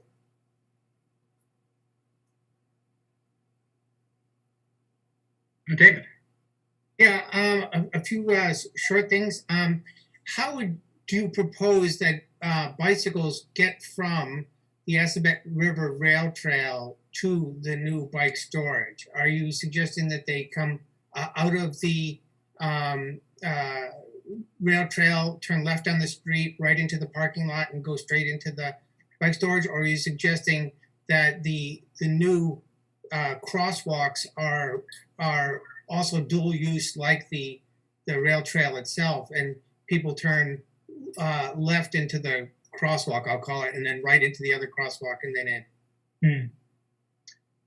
Yeah, that's a great question, David. I think Part of the challenge in making a firm recommendation on that is that we weren't able to collect new traffic volumes at this intersection, given the fact that the commuter activity in 2020, has been so diminished compared to what we understand that it would be in the future. So I'll just preface my response with that. But I think looking at this, assuming that we have the width available here, which I believe we do, there's no reason why these can't function as dual use, as you stated. I think that's going to be perhaps the best way to make sure that we have very minimal to no conflicts between bikes and vehicles, traveling on Maple Street, particularly during commuter hours when there's just such a great deal of activity here. That may be the best course of action. Great, thank you. Another question is, has anybody spoken to the MBTA about having access to the platform at the proposed top of the ramp, or are we just assuming that the MBTA would allow us to do that? Yes, our understanding is that the MBTA is certainly interested in these types of improvements. So just for some context, Nelson Nygaard worked on a system-wide access study in close coordination with the MBTA, also, I believe, in 2019. And these sorts of multimodal access improvements, pedestrian access improvements, were recommended, including, for Acton Station as well. So I think we fully expect that the MBTA would be, enthusiastic supporters of that new access point. We're sharing information with the MBTA as well, so they've been up to date on what we're doing. I spoke with them when we first started the process, and the group that I spoke to was interested in it, but they had to sort of talk to their superiors, and they were going to be looking at their capital planning with that. So they are aware of it. Thank you.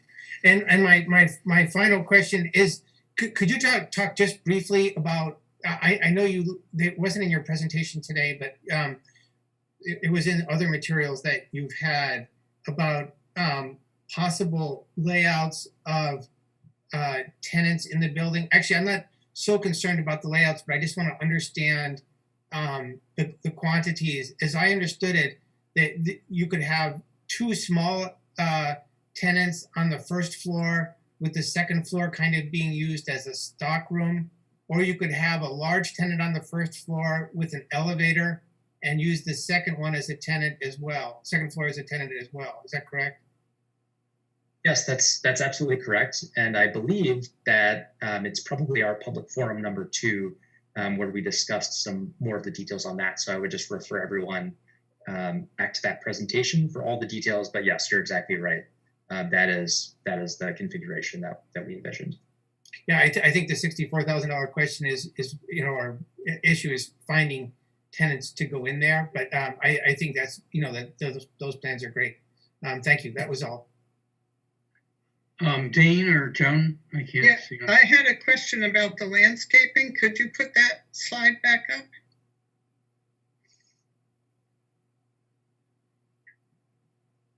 So it would be around the whole parking lot. So how would you get from the parking lot through the screening to the access? Yes, great question.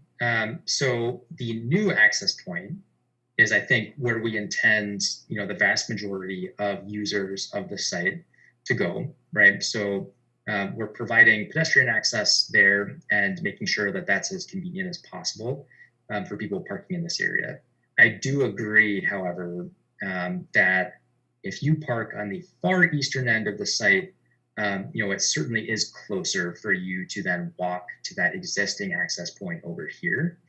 So I think that is something worth considering.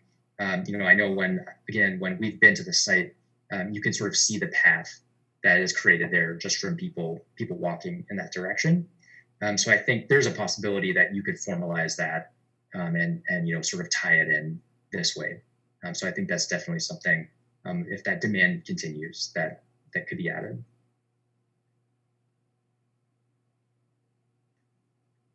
Okay, Dean?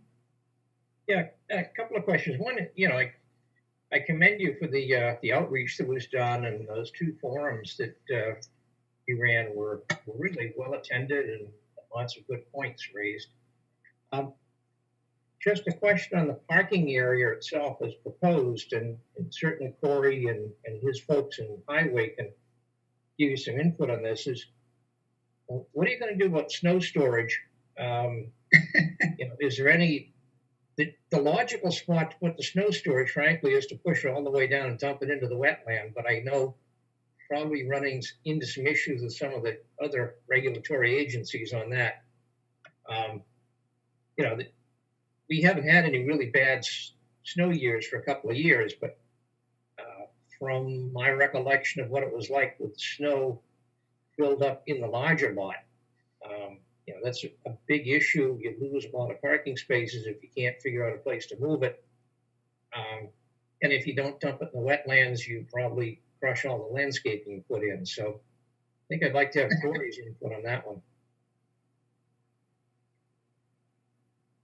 Yeah, there's always that balance of doing it. I mean, we have the 40 car lot now that we're plowing and maintaining, but we're definitely adding a lot more impervious area that need to be maintained. But it's definitely something that we'll have to take a look at. And a lot of the proposed that you see now, the outer limits near the wetlands, doesn't change much where you see the existing pavement now. But we would have a lot more of the plazas and the walkways to maintain as well. So we are going to have to sort of take a really careful look at sort of snow storage areas and what landscaping we're putting in these areas. And some of these situations too, it gets into a situation where we have enough storage to do some storms, but then we eventually have to go in and do just remove the snow, and if we have a really bad year, and truck that back to redo, similar to what we do in West Acton and things like that. So, but it'll definitely be a consideration that we have to pay close attention to. By and large, I think it's a great plan. I think you folks have done a nice job. Thank you. Yeah, Thank you. Appreciate it. Yeah, Jason, so we will add 21 parking spaces. Is that correct? That's correct. Okay, and then building 2, was that Gordon Richards' old office? Is that the Corey? Yeah, okay. That's correct. Okay, and that's an historic building. Yes. That's on the registry of the Massachusetts Registry, the National Registry. Mm-hmm. Okay, and okay, and then the other building, building 1, would come down in the proposal. Correct. Okay, so what would you see as next steps? Great question. So I think, again, we'll deliver this final concept to Corey and the town staff. I think the next step is to review this, validate how it's interacting with any other potential or proposed projects in the area, which has been part of our process, and then pursue a contract with a team to actually move forward and create a 100% design of the site, and then ultimately construct the improvements. Great. Okay, so are there any further comments or questions from members? Okay, Jason, Corey, thank you very much. There is one question from the public, John. Oh, I'm sorry, yeah, okay, I think Tara was.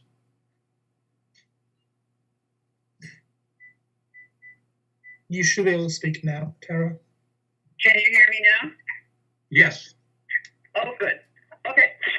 Thank you so much for letting me speak. Hopefully this will be short. I'm very much in support of this. I think you did a fabulous job. I'm glad that the historic building is being respected, and I'm glad we seem to be focusing on Acton's needs. Other towns can go to Boxborough and engage in shuttle, which would have a lower carbon footprint. I believe that parking won't be as much of an issue moving forward, like 40% teleworking for managerial levels, which is what most of the riders are in this area. I'm fully in support of solar canopies, and I believe they can be done within historic context. I did a research a while back. I will dig this up and send it along. I pulled together a long list of historically sensitive designs. I used to be on the Historic District Commission, so I know something about it a little bit. 3, can we move forward without worrying about the building reuse plan? It's a rhetorical question. I'm not asking you to answer it now. Cafe and coffee shop, you betcha. I'd love to have 2 so they can compete. And I would like there to be multiple shops, not one anchor tenant, because then you get stuck with them. I'd like one of those shops to be a student-run startup, you know? And then, lastly, can we hire him for a Kmart parcel revisioning? Thank you very much for letting me speak. Thank you, Chair. Are there any other Yes. citizens who wish to speak? We have an additional comment from Franny Osman. Sure, Franny.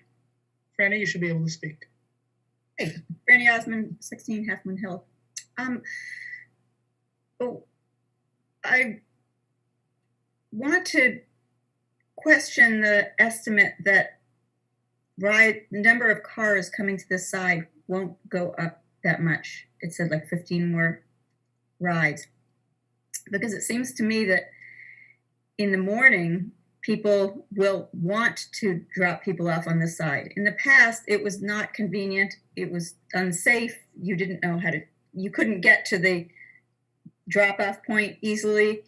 Now it will be easier. And so I think that people will probably choose in the morning to drop people off on the inbound side here. In the afternoon, probably they'll go to the other side. I don't think this should be a problem. Personally, I think that's to be expected at a train station and that we shouldn't worry about it. But I just didn't think that estimate was necessarily realistic. I also continue to have slight concerns about the long distance. I was just over there just an hour ago looking at the building. I still think we should somehow manage to make a ramp from the building, if it's used, to the platform. Unless the T changes their place that they open the doors, which tends to be way up near the bridge, it's, you'll have to hurry to get from your coffee or warmth all the way back to that central place. So either we need to work out with the T to open the doors down the other end of the platform, or make it easier to get to the platform. And every time we talk about this, I must say, I'm the chair of the Transportation Advisory Committee, and we have continued to be concerned about the walking access not being safe on Maple Street. I know people who live on the other end of Maple Street, and sometimes they get a ride there because they don't feel safe getting to the train station, especially in the winter.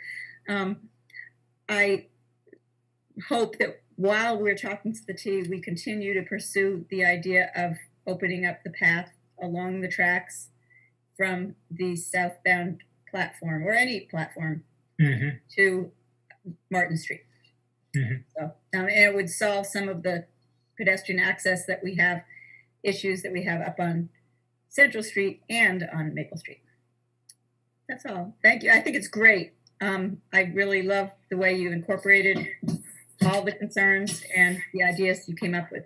I don't think the number of parking spaces added is going to make that much difference. I think that they always just fill up. But I hope that Tara is right, and I know that she has been hoping people do more telecommuting for many years, and I hope that she's right, and maybe we won't have full stations. That's all. Thank you. Okay. Before David, any further citizen questions, comments? We do have one more from Kelly Sure. Stowe. Kelly, you should be able to speak. Hi, thank you. Kelly, can you hear me? Just checking. Yes. Okay, this is Kelly Stowe, 109 Hayward. Thank you. I would just like to echo Tara's comments on this. Absolutely 100% in support of it. Very impressed with the team that put this together. I can tell that you were listening to community concerns and 100% agree. Have them take a look at the Kmart parcel. Thank you. Thank you. Okay. David? I just wanted to say that in response to something that Franny said, in rush hour trains, there are two different sets of doors that are open near the front of the train. That's near the canopy where the existing entrance is on the south side here. It's only in off-hour trains that they only open up the doors near the bridge. So usually in rush hour trains, they open up 3 or even 4 sets of doors. So I just wanted to say that, so it's not that far from, you know, I guess Franny's assuming that this is going to be a coffee shop and not a bike shop, but it's not that far anyway during rush hour. Is there any further board member comments? There's one more member of the public that put their hand. Okay, sure. Matt? Cedar Oliver, you should be able to speak. Hi, I'm Cedar Oliver. I'm at 55 Maple Street. I just wanted to echo the concern about pedestrian. I think this is a fantastic plan, fully in support, but it's going to be very, very dangerous if the sidewalks aren't built on Maple and or Stowe Street. We just had a 26-unit development put in near Jones Field. There's a whole bunch of new parking spaces over at Jones Field. There's going to be a large volume of people walking down Stowe Street and Maple Street, and there's really no safe way to do that right now. And even trying to figure out how, if I'm walking down Maple Street, I'm going to get to that new entrance without encountering a large volume of cars. It can get pretty scary in the winter. So I think that's an additional thing that the town's going to need to think about, is how do we provide safe pedestrian access. Nathan. Yeah, sorry, just one more comment. One thing I've talked with Corey about before, I would love to, you know, the sidewalk along Stowe Street is in the queue. But I would love that to be a 12-foot wide sidewalk, so that you could, viewed as a spur from the Assabet River Rail Trail to the playground area at the corner of Stowe and Martin. So you could just, you know, if what Jason said a minute ago, if that crosswalk was a bike walk, that you could actually, you know, turn left and not have to cross Maple Street, just cross Stowe Street in that bike walk, and then get on this bike spur down to the playground if you were a kid, or just the corner if you were an adult. Okay. Thank you. Last comments? Okay. Jason, Corey, again, thank you very much. Thank you. Yes, thank you. And just in terms of next steps, this is the final recommendation of our team. So we will, you know, we probably wouldn't move forward with the next phase of design until the board expresses its support for doing so, which we could schedule for another night if that's what you'd like to do. Okay, so if I understood Jason right, you would be putting together the final recommendation. Right. The final recommendation will basically be the plan that's shown on the screen, kind of just in narrative form, you know, with some more details. But I think in terms of what we would do next, it would be to invest more in the next phase of design, and then at the same time try to find ways to get this funded, both with partnerships with our state partners and otherwise. Would you want our vote tonight that we support the preferred concept? That would be helpful, yes. If the board does, yes. Okay. Just for members, would you be ready to give that support this evening? I see the thumbs up from David. Dean has a question. Oh, Dean? Yeah, I was just going to make a motion that we formalize our support for the preferred concept as shown. All right, and Dean's motion, Jones seconds. Is there any further discussion? Okay, so David, if you call the roll, please. Mr. Snyder Grant? Aye. Ms. Gardner? Aye. Mr. Charter? Aye. Mr. Benson? Aye. And I also say aye, so that's unanimous. Okay. Thank you. Thank you.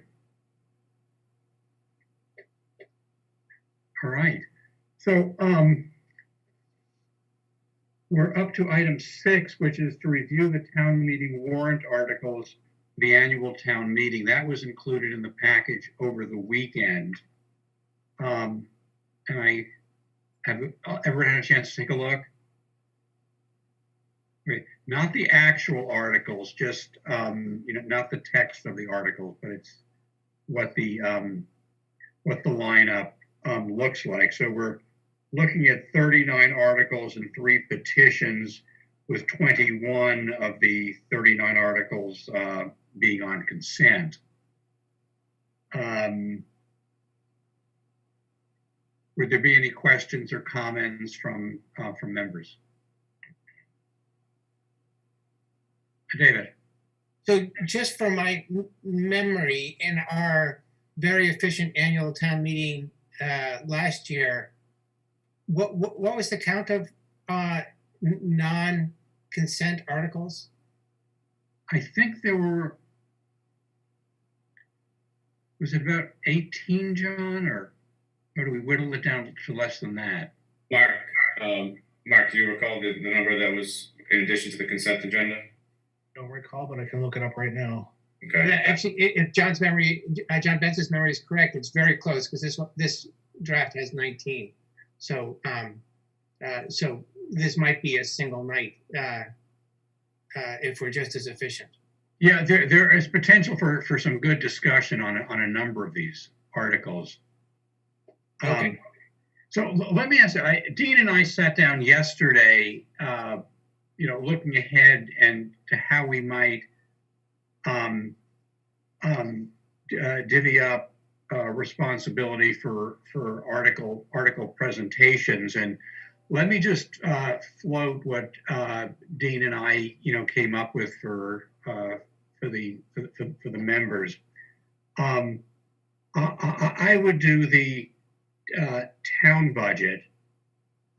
David, would you consider doing a number 3, which is really 2 articles? It would be the 4 items for free cash, for the diversity officer, the tree assessment, the dog park, and the vacant storefront. And then the trickier of the 2 would be the use of the stabilization fund, which would be for about $659,000, which would just to $445,000 for 9 capital projects, and $213,000 for the first year of borrowings for the 4 articles that Dean will take on under item 4. Yes, that would be fine. Okay, and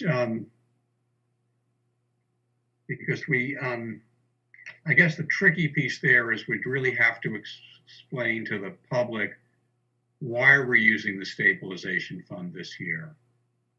And, yes, I think I have attended all of the FinCom meetings, except maybe one I watched on video, but I think or 1 or 2 I watched on video, but I've watched them or attended all of them.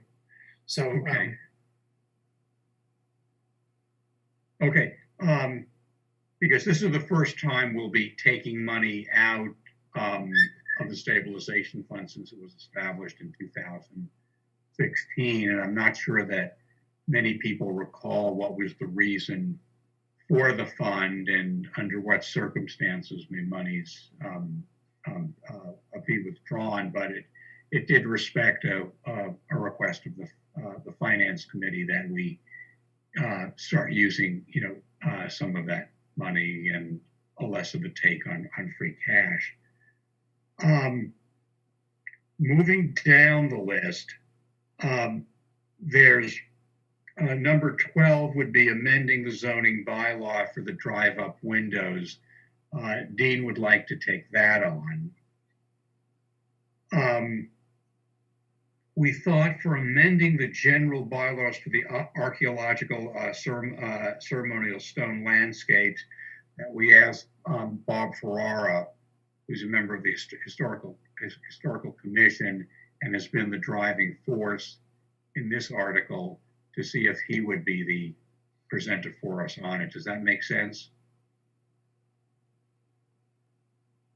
Yes, that's fine. Do we still need a selectman assigned, even if that selectman's not doing the presentation? Yes. Yeah. Yeah, the Historic Commission is Dean's, is one of Dean's committees, and he has been in on all of the article drafting with Nina. So yeah. Jim, would you take on 14 and 15? Yep.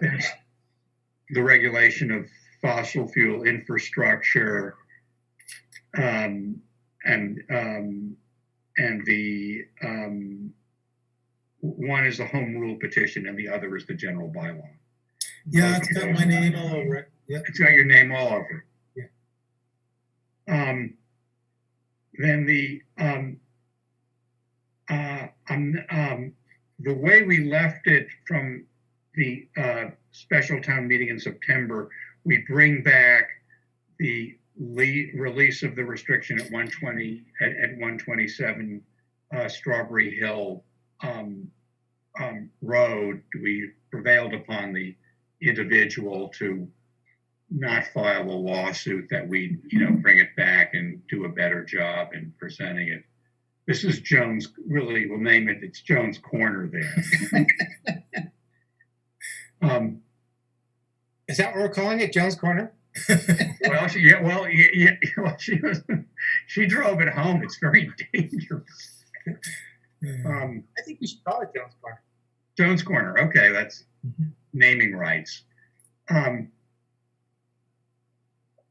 Joan, were you interested in that again, or Yes. you would like? Okay, I'm willing to work with you on the preparation of it. Okay.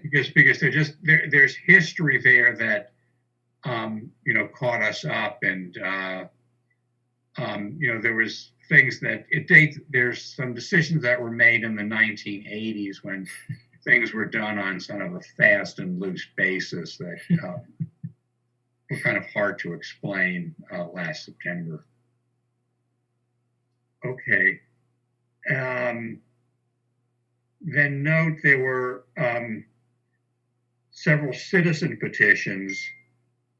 The dog park, the Eliminate the Dog Park grant and matching fund, and I think there also was a second piece to that, to look at other dog park sites and not do it on Main Street. That's going to be presented by Matt Post, and we'll have to take a position on that. And I don't know what the rules of the road are going to be. We would have an opportunity to say we're against it and offer a short statement. So maybe Joan, if you would want to, because we've been laboring with this for quite some time. And then there are the citizens to amend the town charter for the election of the planning board. I don't know whether Tara will be presenting that or Alyssa Nickel. And then there's a non-binding resolution in case the amendment to amend the town charter doesn't pass. That's the way it's explained to me. I don't think we need to do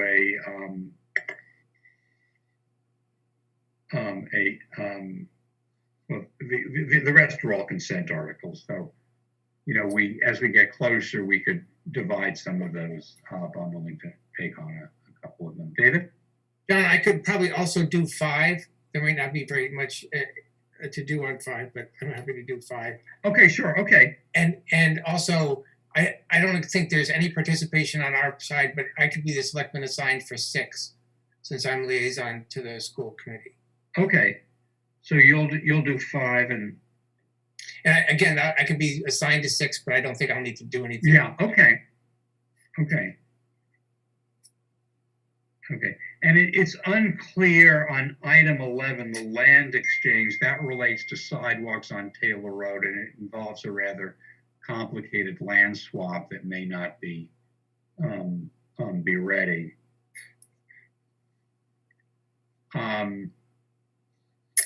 So are there any other, Jim? Yeah, there may be an additional warrant article related to the Grace solar arrangement. I've been working with the sustainability director and with John on options there, and it looks like there might be something that would require town meeting approval. So if that ends up happening, I'd be happy to be the select board member assigned. Oh, sure, okay. Okay, any other questions from the members? I have just not quite random question. If it's too long, I don't have to do it now. But I knew this before, and members of the public may also be interested. Is there one or two sentences to tell the difference between a revolving fund and an enterprise fund? I'm just forgetting. Or is that like an hour? And No. We'll get you. John will get that answer to all of us.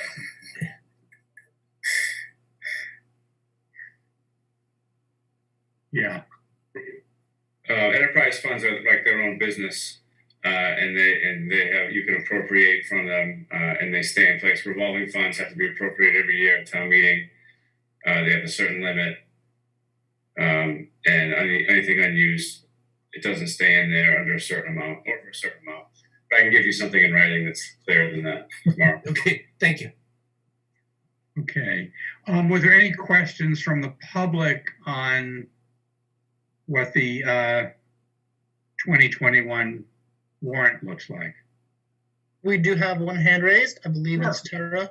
Yeah. You should be able to speak. Hi, it's Kara. Can you hear me? Yep. Yes. Yes.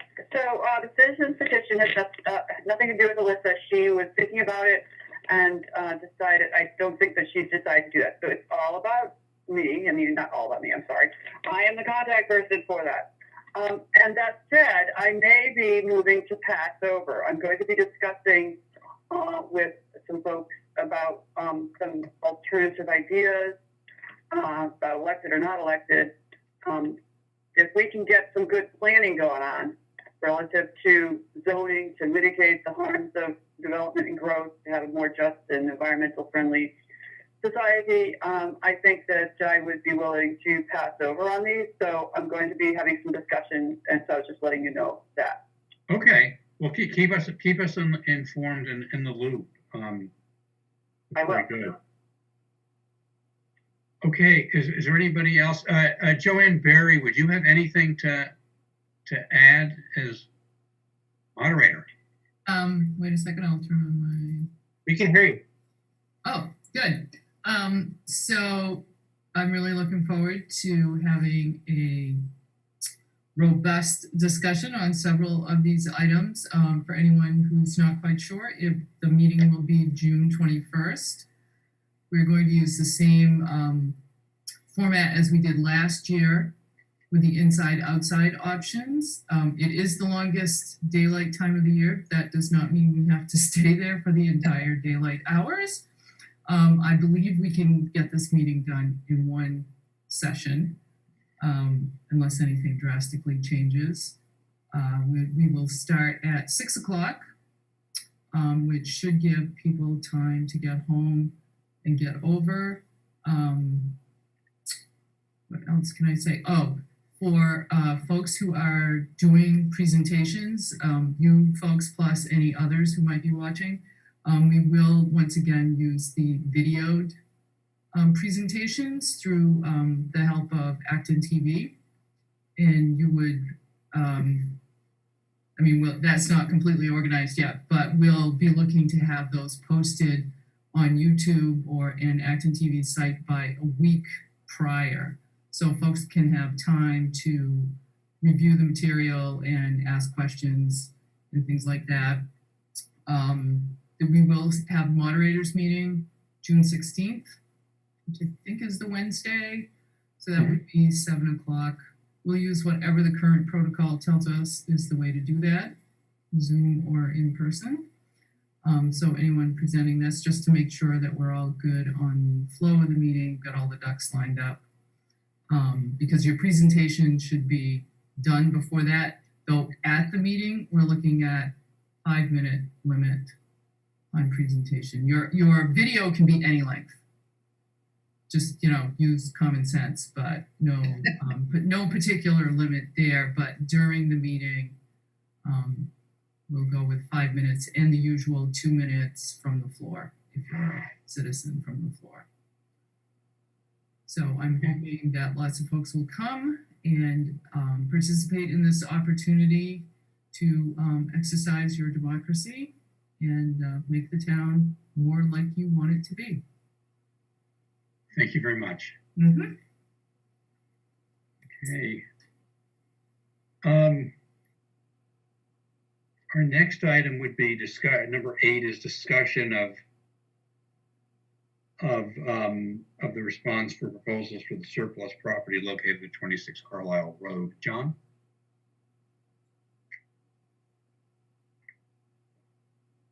Thank you. The town took through tax title process and foreclosure process a property on Carlisle Road, 26 Carlisle. It's an abandoned home. We issued a request for proposals and received one response from Habitat for Humanity. They'd like to build a single-family affordable home there. They've offered the town $1 to purchase it. And there's other details that they provided in their proposal, which I hope we provided to you in advance of tonight. If not, I apologize. And I'll send it to you. But it's their typical business model for building a home. They would look for funding and then use the Habitat for Humanity way to do it. So if the town is interested in doing this and accepting a proposal like this, what we would need to do is get authorization from town meeting, which is one of the articles we already discussed in the previous item. It's already as a placeholder on the warrant, which would authorize the board to dispose of it for this purpose. So the board, I guess, has 2 options at this point. It can make a decision that it wants to do this now, pending town meeting authorization, or wait for town meeting authorization and then say it wants to do it if so authorized. So, Joan. I've driven by this house many, many times, and I think we should go ahead with this. To Habitat for $1. Others? David? Yeah, I'm also in support in general. I have a couple of questions. John Majority, I don't know if you know the answers to these. One is Habitat expecting to come back then to CPC for monies to renovate the house because it obviously needs work, or are they using their own Habitat funds for that? So as part of their proposal, they indicated that they would be seeking funding from CPC, and I'm just trying to find the exact amount that they would be looking for. I believe it would be 100,000, but I certainly will follow up on that. I apologize. I thought we had provided you with the RFP response in advance. No. I have to say that I'm a little disappointed since the town, basically is donating the land all but $1. That the funds for the renovation don't come from elsewhere. I mean, I really don't strongly object, but I'm just kind of disappointed that basically the town has to fund the whole thing. The one other question I had, is this Habitat house then sold or rented? To be sold. Typically, yeah. I have the proposal over here.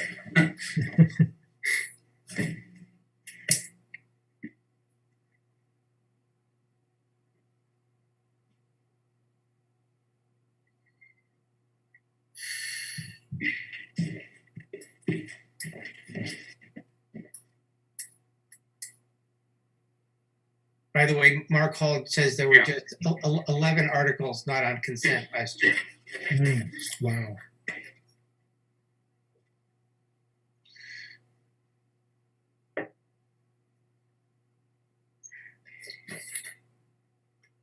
I believe it would be solved, but I might as well find the exact answer. That can be offline Okay. too. I don't know whether we're voting on this tonight or after. Well, would you want us to, once we get the material, we meet next week. Should we put this back on for next week so we could look at the materials John has now that he can get to us? And Yeah, I would love to read the RFP before Okay. we vote.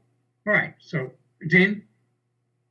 Yeah, I think just to follow up with David, as far as a request for $100,000 from CPC for next year, I think that's really ambitious on their part. That there's a lot of stress and demand on the CPC fund, and I think we've made some strong commitments to do more funding for the Acton Housing Authority. So certainly we should read the documents. I don't have a problem with giving them the property for $1, but you should not assume that they're going to get $100,000 from CPC, because it just ain't there, folks.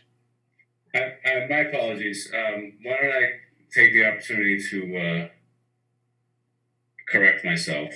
They will be seeking $100,000 in subsidy, but 40 of that would be something they'd be seeking from community preservation, and 60 would be from ACHC, Affordable Housing Funds. Still 100% from the town.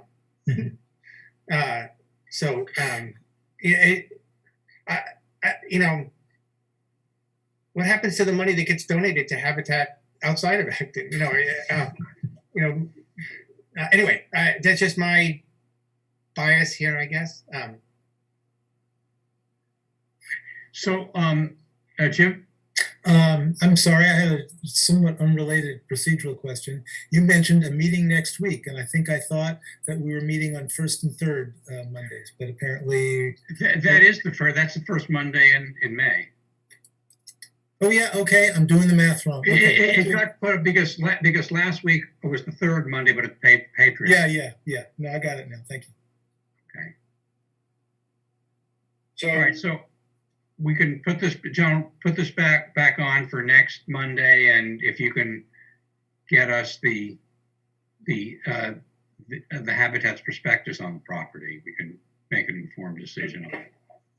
The proponent, the executive director of Habitat, is here tonight. I didn't realize until just now, to speak to this, and I can just ask that she come back after. That would be great. Yeah, I'm sorry for the inconvenience, man.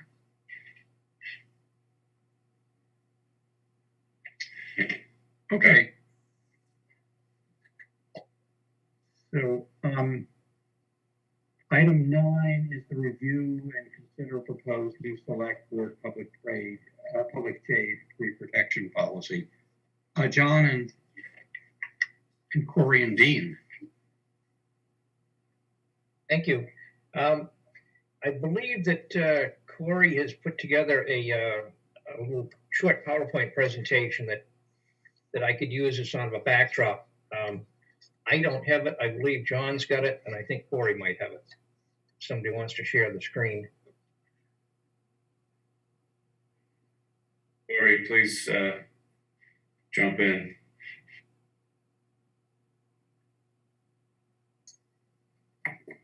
How you doing? Yeah, let me just try to share my screen here.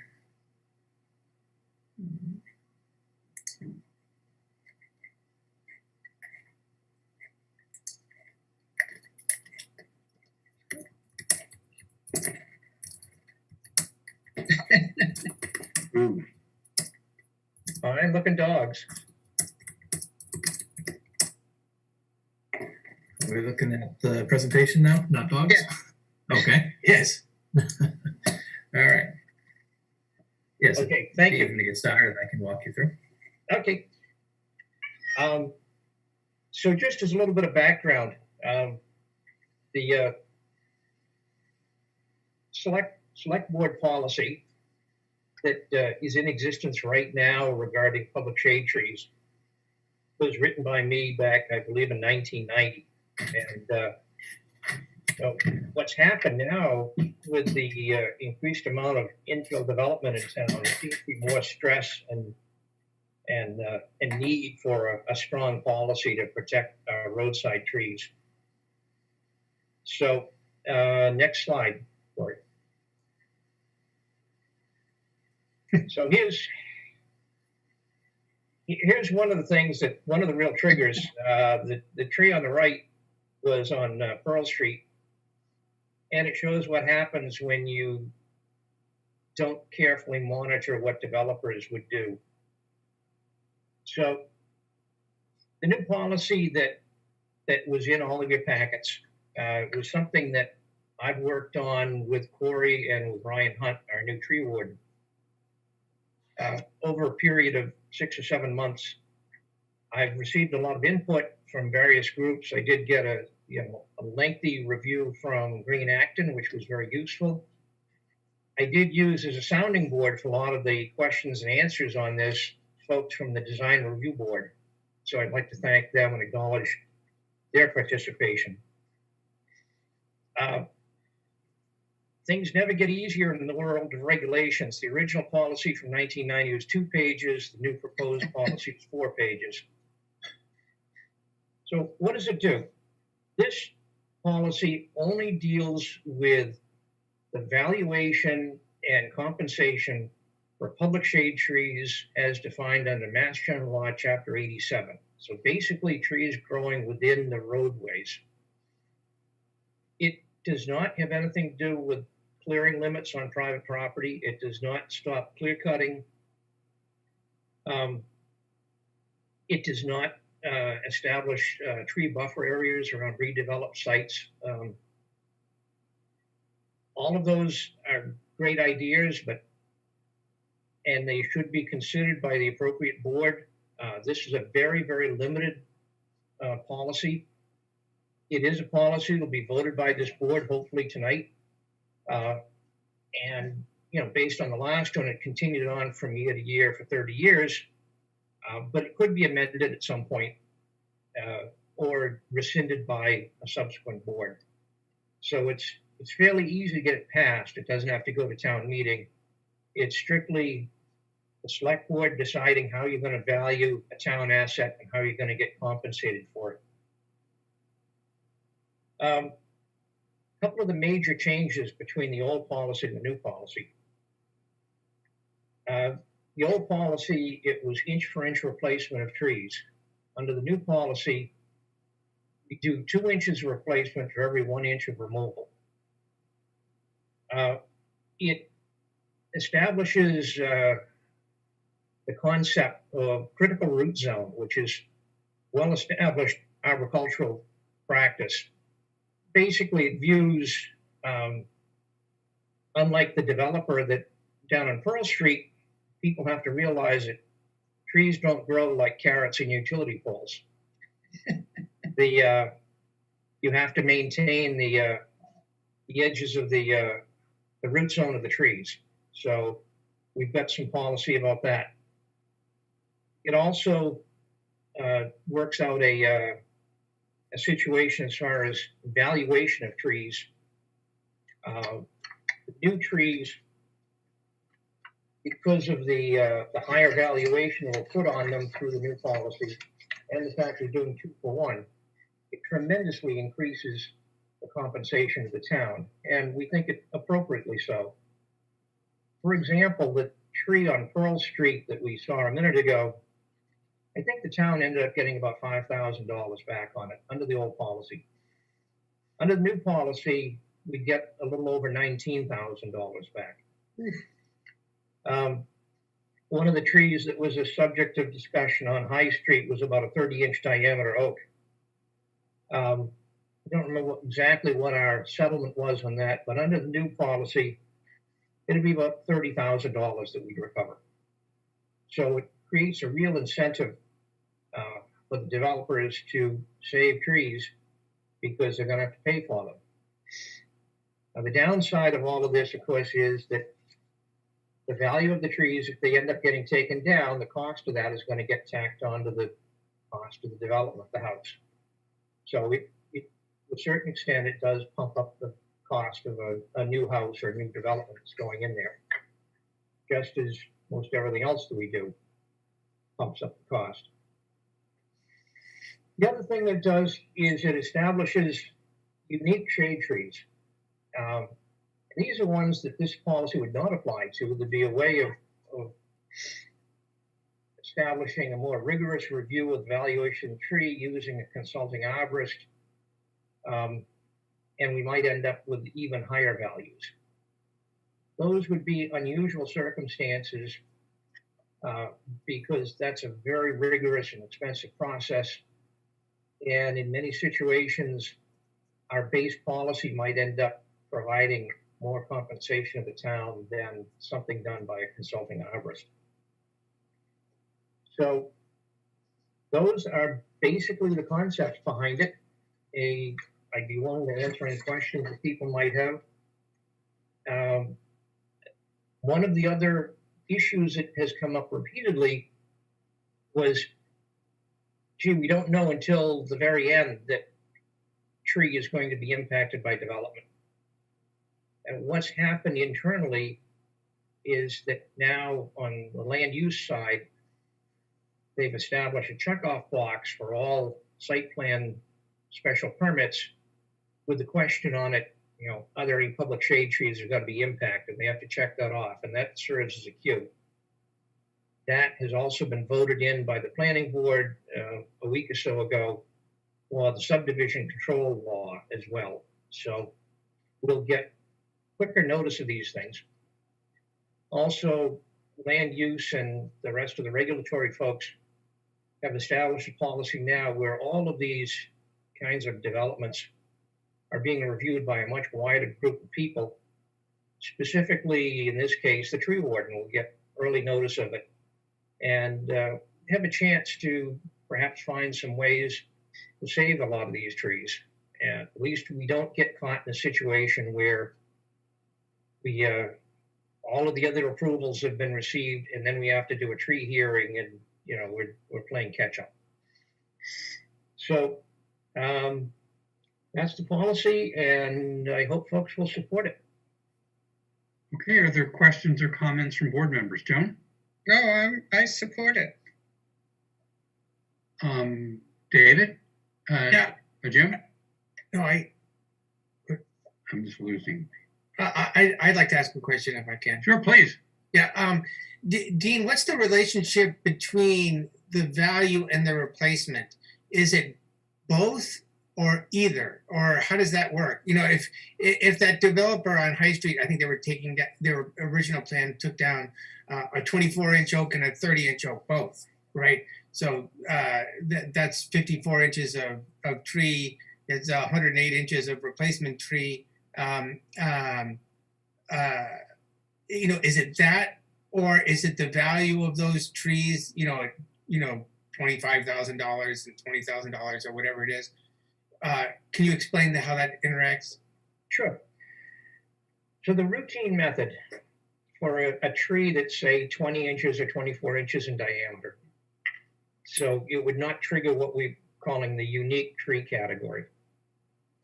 Under those, you add up the number of inches, you double it because now you got to provide 2 inches for every 1 inch that you take down. And then you look at what is the value of replacement trees. In the policy, we've established that the replacement size has to be a minimum of 3 inches in diameter. So you take a look at what the cost of the tree would be at a nursery, and then you bump that up by 200%. So you get say a $500 piece of nursery stock, you add $1,000 onto that for the installation cost. So now you're looking at, you know, every 3-inch tree is going to cost $1,500. And you just add those up until you come up to the number of inches that you're trying to replace. I see. So that's in situation where you've got a, you know, what I call an average tree.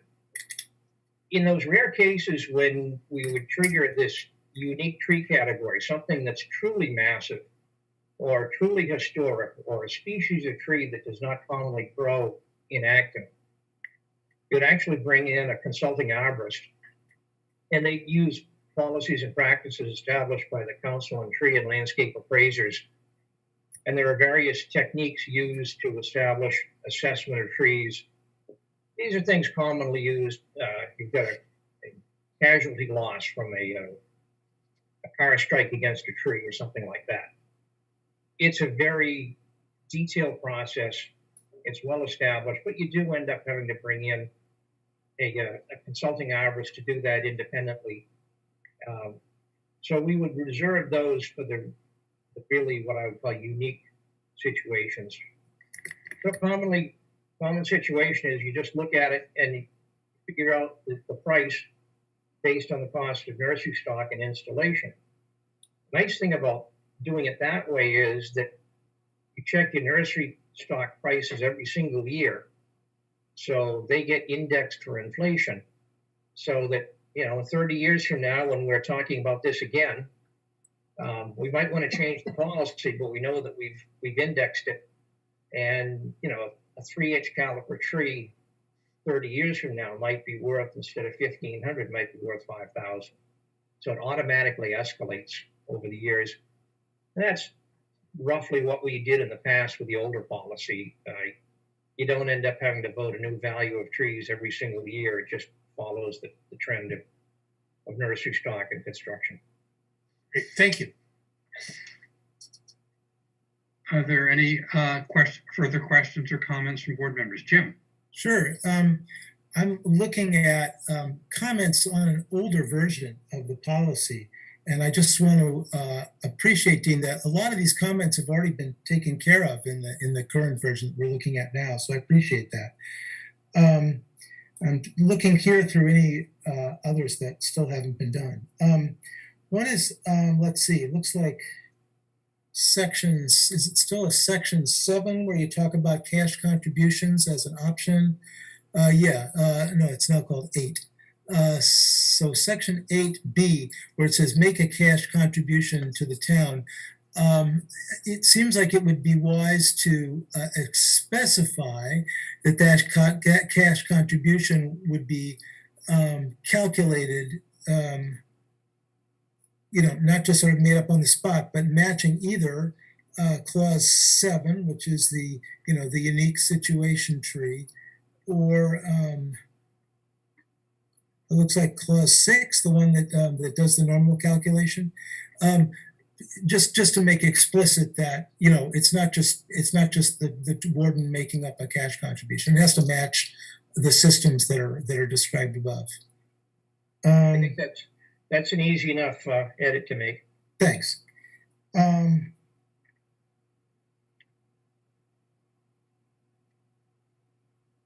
You've defined all these terms. You stop referring to tree wardens with a male pronoun. You've made all the fixes I was looking for here. The only other thing here is if you could speak to the difference between thinking about. So when I think about trees, you could think about their value, obviously, in a lot of different ways, and the value that they're providing to the town. One way is just the sheer volume of the tree in terms of how much it's sequestering carbon, and in that sense, a tree that's twice as big, has a diameter that's twice as big, has a total volume of way more than maybe 8 times as much if we're thinking about cubic and linear, and this system is linear, and if you could just speak to that, because I know there'd been a lot of conversation about whether to use a cross-section method, like the area of a cross-section considered at breast height.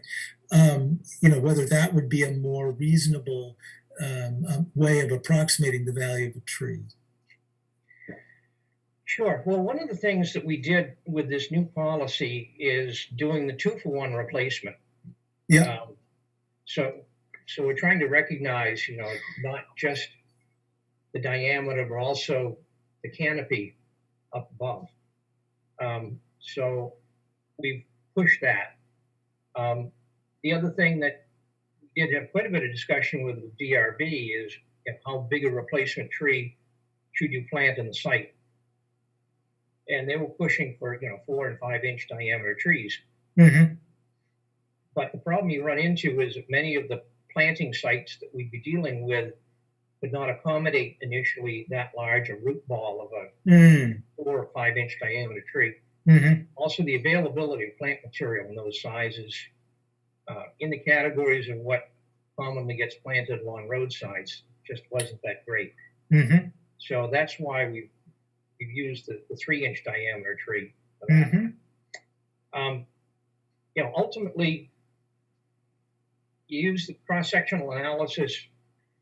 If you do that and you apply that properly, you take the cross-sectional basis of the tree, but then you end up having to do the full tree appraisal that we would use in the unique situations.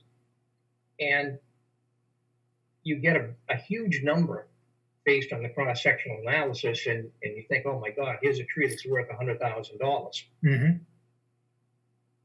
If it was, then we're going to have a lot more money into our legal budget, because some of these probably would not be defensible. The other thing that happens is, if you're doing this, the more detailed analysis with a consulting arborist, there are factors that you use to take away value from trees. The contribution to the site, some of the things about the condition of the tree, species valuation, all of these things degrade it. If the tree, for instance, has had a great deal of canopy loss due to trying to accommodate overhead utility wires, so you end up discounting that a lot. So, yeah, you can do it. It's a much more detailed process, and I think in the end, you're probably not going to get that much more money out of it, which, you know, is, yeah, I appreciate trees aesthetically, but ultimately you end up having to put a dollar value on them. So that's why, you know, I think, that, for instance, that tree on Pearl Street, that you know, under the old category was $5,000. Now it's $19,000. So I think with that, with the amount of money that you're going to get from that, and the number of other replacement trees, and young trees, once they're established, will grow quicker. They will sequester carbon more quickly. You'll have a wider range of trees in other locations rather than just the one that you've lost. You might have 10 trees in other areas that are not well served with shade and with the benefit of trees. So I think what we've got is something that's reasonable, that can be worked with. Unique situations, if they come up, we can always deal with them under those truly unique things.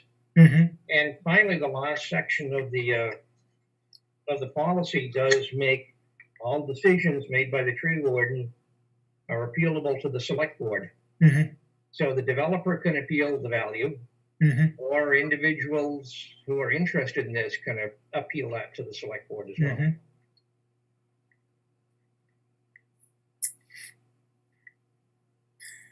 Great. Appreciate that. I think a final follow-up question would be whether the certified, let's see, sorry, I'm scrolling back here. In the unique situation where you have a full tree value appraisal, I think what you've talked about is that, you know, that includes, you know, possible reductions based on, or additions based on location and condition and species and all that. In that kind of full situation, would they be typically looking at something, a starting point that was more like a cross-sectional analysis? Typically, that there's probably 6 different ways of deriving an appraisal. And, you know, the cross-sectional analysis is one of the many ways that it's used. And not all of these techniques are appropriate for all trees and all locations. So, you know, a certain amount, you really have to defer to consulting arborist on these things. Yeah, and I really appreciate about this policy that you have this unique situation clause. That I think that really helps deal with a lot of the concerns that if it's a unique situation, there should be unique special attention paid to it, and I think that's exactly right. And I'll note that was one of the things that came out of the consultation that we were doing with the DRB. On this. So are we going to approve this? Just in one moment, Tara Fredericks had a comment. Tara, you should be able to speak. Thank you, John. Can you hear me? Yes. Yeah. All right. First of all, I want to thank Dean. This is very exciting. It is not enough, and I'll get to that, but it's very exciting. All special site plan, special permits, yes. More cost developers, yes. I appreciate the indexing. I really do. This is really good work. And Dean, I'm really, how do I say this, proud that you went through the DRB and worked with all these people. It's really consensus building. So we can talk about inclusivity another time, because I think that I have lots of hope for a new collaborative world. And I'm good with this voting yes on this tonight, but I don't think it's sufficient. And I look forward to another phase 2 version. I appreciate the special tree situation, but the likelihood of survival is directly connected to the value of the property. Like for example, on the prospect example on the Green Acton memo, those houses wouldn't be there. Okay, if it was if you use the cross-sectional method, they wouldn't have been able to put the driveways through it. They wouldn't have been able to put 4 units there. I mean, it was affordable, but it is a construct to understand the difference between allowing a tree to go and not allowing a tree to go. You're talking about millions of dollars in profit, so 19,000 is nothing. And so the DRB is talking about 50,000 as a normal thing. And so I feel like we need to get to that point. And also, you can use cross-sectional and then have a divisor and say divided by 2. And maybe this is all covered in the special tree thing. I don't know that it is, but I also, as one other comment or question, the 2-year guarantee, the DRB landscaping guide there said that unless the contractor is held to a 2-year guarantee that the tree could fail, and by assuming that risk on the town side, that the town, if it fails, then the tree will never get replaced or whatever. So, but by having the contractor have a guarantee, then that's on the developer's side as opposed to the town assuming the risk and just getting cash. And maybe Dean's taking care of that, I don't know, but I urge approval of this, and I also urge a more stringent phase 2 version of this to come up when we value trees more. And, hopefully we'll realize that we value them more. So, thank you. Thank you, Tara. Are there any further public comments, Matt? There is not. Okay. Any further comments from board members? Okay. So, Dean, would you like to make a motion to adopt the? Yes, I would like to move that the board adopts the policy on removal of non-hazardous public shade trees that was in the packet tonight, with the one edit that I will put in, tying in specifically the details on the valuation that Jim raised. Second. Okay. Okay, so any further discussion? Okay, so David, if you'd call the roll, please. This would be the policy we've adopted on April 26th, 2021. Mr. Snyder-Grant? Aye. Ms. Gardner? Aye. Mr. Charter? Aye. It would have been funny if you voted no. Mr. Benson? Aye. And I also say aye. Thank you. Okay. So, thank you, Dean. So our next item would be approve the date and location for the Faulkner Award ceremony. John? Hi, thank you. This is an item that we're still working on some dates. We think we can do it outside at the park pavilion like we did or I guess that was 2 years ago. And we're going to shoot for early June, but sorry to say I don't have any dates for you to consider tonight, unless I know the 21st is not a good night.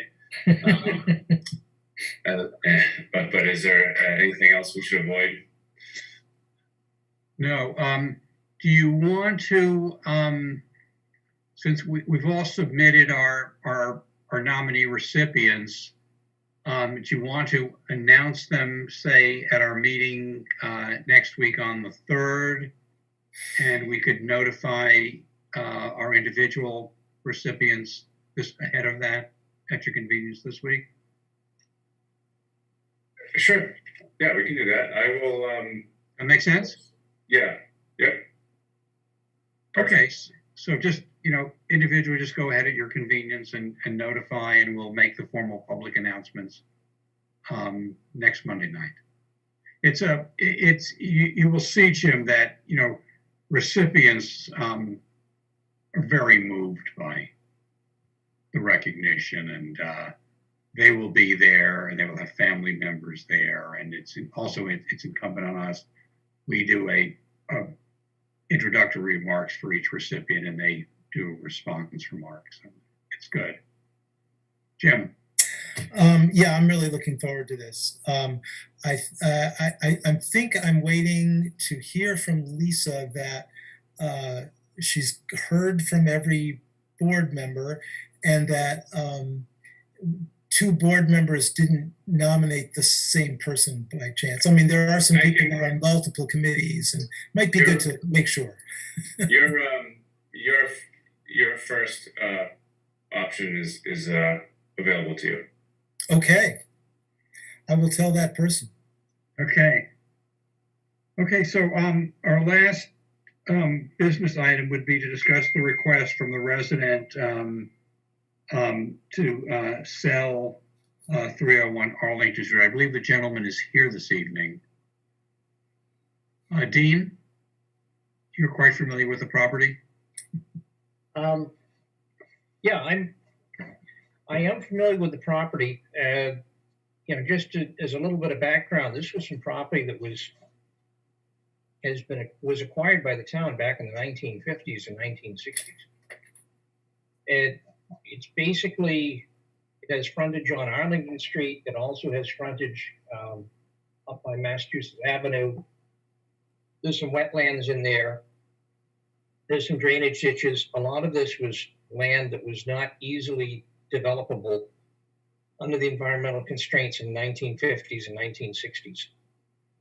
I walked the site some years ago with Mike Gowing when we looked at the possibility of would it be acceptable for a senior center, because it is, close proximity to West Acton Village. But it would not accommodate that sort of structure. It's not one hates to call it a swamp, but it's not a real desirable piece of land in its present condition. Let me put it that way. I don't believe the town manager or any of his staff working for him right now has had the opportunity to put on the boots and walk around there. So certainly if somebody would like to buy it at some point, we might think about declaring it surplus. But I think I would like to check with the town manager if he's had a chance to look at it, think about it. I don't think we should just react because somebody offers they want to buy it. We as a board haven't really had a chance to analyze this, and I don't believe the town manager or any of his staff have had much of a chance to think about it. So the last time I was on the site was probably close to 10 years ago. That's kind of the background of it from my point of view. Comments from board members. Jim? Well, I had a fun time wandering around there this afternoon.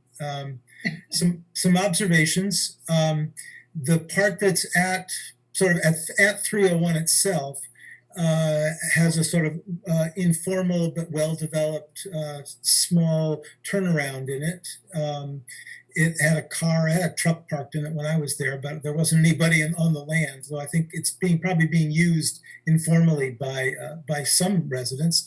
It's been collecting a fair amount of lawn clippings and trash over the years. If you go in, it has a fabulous collection of garlic mustard, which I resisted picking. And it also has an amazing collection of boulders. It's sort of a wraparound site. It goes in at what is notionally 301, but then it goes around two houses and then has another entrance way at the where Arlington Street kind of curves. So it's a very large site. It's also next to another general municipal site that sort of extends that area between Arlington and Mass Ave. It looks like it's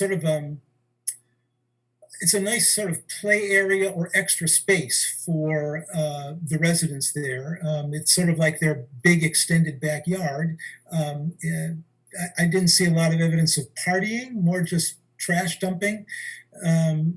So people are definitely wandering around there, but I don't know what they're doing there. I also think that there's very little, we don't really have a motive for adding additional, market rate residential housing there. So I don't see any compelling motive to sell it at this time. The gentleman, I'm just blanking on your name, sir, who? Mike Ewing. Mike Ewing. Thank you. Yes, I'm here. I appreciate this. And Dean, you did a really nice job of selling down the value of the real estate. I'll introduce myself and I'll tell you, I'm just a longtime Acton resident. I've been in town for 20 years. I live at 7 Monroe. And I would love to find a way to continue to stay in town in a much more modest and modern location close to West Acton. I'm not a developer. I've walked the site and had the same reaction you did, Jim, which is like it looks like someone's taken advantage of turning around in the property and dumping their brush. My intention would be to use what I see as the developable portion of the property, which is that frontage on Arlington Street, for a simple 2,500 square foot farmhouse, very consistent with the neighborhood, and develop one unit in that property in a way to have it, a contextually consistent proper development of that property, and maintain the remainder of that location as open acreage for the shade trees and all the other benefits that comes along with it. So I don't come in with an agenda other than to say, hey, I love this town. I'd love to stay in town. I'd love to find a way to do that in a much more modest, modern way. And my ambition there is just that. So that's why I reached out, and I appreciate you giving me the chance to talk. I think probably the best use of that location is for, either continued non-use or a very simple use as I've described, as opposed to, a more dense potential use that I know has been explored in the past, senior center or other development like that. David. Yeah, I said this before about other places in town. I really don't like, when something just sits there and deteriorates. I don't think that does anybody in town any favors, and I would much rather have the site be used. I would love to see us declare it surplus, get whatever, maybe even on at the annual town meeting, get town meeting to allow us to dispose of it how it makes sense, and then ask people for proposals and see if we get a proposal we want to go with. I agree with I think it was Dean who said that we don't necessarily want to take the first offer, but I think if this is just, and I didn't get a chance yet to go buy this property, I will do that. But if it's just sitting there, I just kind of object to the, letting a house just sit there until it falls in on itself. And so. Jim? Thank you, David. Just to clarify for David, there's no house there currently. Oh, okay. I'm sorry then. Yeah, it's just a lot. It's just a piece of property. Yeah, it's a piece of property. It's growing a pine oak forest with some beaches in there as well. All wooded. So would there be, Gene? I'd like to ask the town manager to evaluate it. Have his folks take a look at it, see if there's any possible use for it. I'm not opposed to having it put on town meeting agenda to declare it surplus and to allow us to dispose of it. Just because town meeting gives us the rights, I don't think we have to exercise those rights. But, you know, from a timing point of view, it might work out well. I had not really thought of that until David brought that idea up. But I'd like to hear what the town manager might think about it. John? Yeah, thank you for the opportunity. We're heading into a pretty busy town meeting season, and there are several projects that we're trying to advance, and this one hasn't been on the list until just a moment ago. So I don't know that we certainly will. I'll do whatever I'm directed to do, but I just wanted to mention that there are several other things that we're just barely keeping moving forward to get to this June 21st meeting. But that said, an authorization vote is simply an authorization vote, and the board doesn't have to use that authorization if it doesn't want to. Okay, any further comments? David? Yeah, I wouldn't put this up at the top of the town manager's work list, but maybe it's something we could think about over the next few meetings, and if it fits and town staff gets a chance to look at it, and I don't know, or maybe it has to be done in a fall town meeting, if to determine whether it really has a potential use by the town. Jim? If and when the manager and the staff do get a chance to take a look at it, I'd encourage them to look comprehensively at both that parcel and the general municipal parcel that's directly adjacent to it. Okay. Mr. Ewing, anything further? I guess that's it. Thank you. Okay. Mr. Chair, there is a request for public comment if you could. Sure. At this time. Yes, ma'am. I believe this is Tara. You should be able to speak now. Tara, please. Hi, it's Tara. Thank you for letting me talk. Would this require a TM vote, town meeting vote?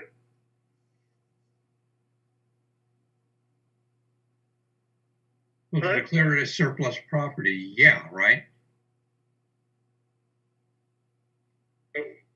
So the way that we would dispose of a property like this is the board would have to declare it as surplus. And that can happen either before or after town meeting authorizes the board to dispose of it. So the town meeting vote is required, and in addition to a town meeting vote, the board needs to declare the property surplus. Does a town meeting declare the property surplus as well, or just give us the authorization to sell it? It gives you the authorization to sell it. It's the board's decision whether it's surplus or not. Does the town meeting vote to give the select board that authority to dispose of surplus property happen every year? Is it in the charter or state law?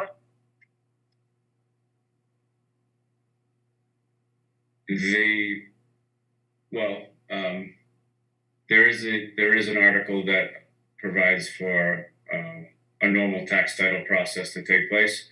In the case of what we just discussed earlier tonight with 26 Carlisle Road, where it's an RFP, a special single out authorization is required. A straight tax title auction would not necessarily require that. But if there's a specific question, I can follow up with you. Okay, that's my question, and then I've got some comments here. I think it's a bad precedent to sell public land for residential building. That both would increase cost to the town. That's not affordable, so not a public necessity, and then would probably be fired by gas. If we care about our sustainability plan and the climate emergency, I think it's an extra bad precedent to treat land as an asset to make money by clearing land and allowing more building for something that doesn't seem a necessity. We have no idea what the design would look like and no way to ensure that. If it's an auction, it would have to go to a highest price, as there's no guarantee it would be one house. A developer could come in and build whatever is allowed by zoning. If it's already open acreage and the town can access it because it's public land, the public would lose that access. I say we vote for continued unused, but clean it up. Tell the neighbors that unless they clean it up, it'll be sold. And I'll bet you it'll get cleaned up pretty fast. Thank you. You'll lead the cleanup committee. I'll walk them around and give them flyers and say, hey, you guys better clean this up because it's going to be on the auction block, and they'll do it. We'll count on you. I will. Thank you. All right. Well, thank you. Any further comments from board members? Okay. So our last item of the consent items, 12, acceptance of Kelly's Corner right-of-way acquisitions at 247 and 257 Main Street. 13, approve executive session minutes, March 15, 2021. Let's hold that, please. The executive session minutes? Yeah. Okay. 14, declare town surplus equipment and materials, Department of Public Works and Natural Resources. 15, committee appointment, Michaela Moran, Associate Member, Planning Board. 16, one-day alcoholic beverage license, Maria Jara Stoschuk, Narrow Park Picnic Pavilion, June 13th, 2021. 17, one-day alcoholic beverage license, Deborah Nolan, Narrow Park Picnic Pavilion, May 22, 2021. 18, accept gift Recreation Department for $250 from Seacrest and Bloom to be used for constructing a dog park in Acton. 19, accept gift Recreation Department for $65 gift basket from Loyal Companion to be used for constructing a dog park. 20, accept gift Recreation Department for $42 from the Acton Dog Park Committee fundraiser at Loyal Companion to be used for constructing a dog park in Acton. 21, request to dispose of obsolete items, West Acton Citizens Library. So do I have a motion to approve consent items 12 and then 14 through 21 inclusive? So moved. Second. Okay. No further discussion, so if we may vote on that, those consent items. Mr. Snyder Grant? Aye. Ms. Gardner? Aye. Mr. Charter? Aye. Mr. Benson? Aye. And I say aye, so that's unanimous. Okay, Jim, for 13, approve executive session minutes, March 15th, 2021. So I was reading them and had a bunch of questions about the meanings of a couple of paragraphs and wrote about that to our clerk, David, who started resolving the issues. But it seemed like it would be more sensible to have a rewrite and a revote at a future meeting. Okay. So it could either be on the 3rd or the 17th. Yeah. Okay, so as soon as we get on it, that's fine. Okay, good. So with that, that would conclude our business for the evening. We meet again next Monday night, May 3rd at 7 p.m. Dean and John, would you be available at 4 o'clock tomorrow for our agenda meeting to square the 4 o'clock, John, does that work? Okay. So do I have a motion to adjourn? So moved. Thank you, Joan. Second, Jim. Sure. I second. Okay. So David, if you'd call the roll, please.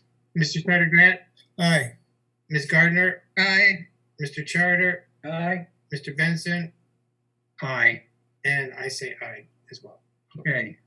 Thank you all. Good night. Good evening. Good night.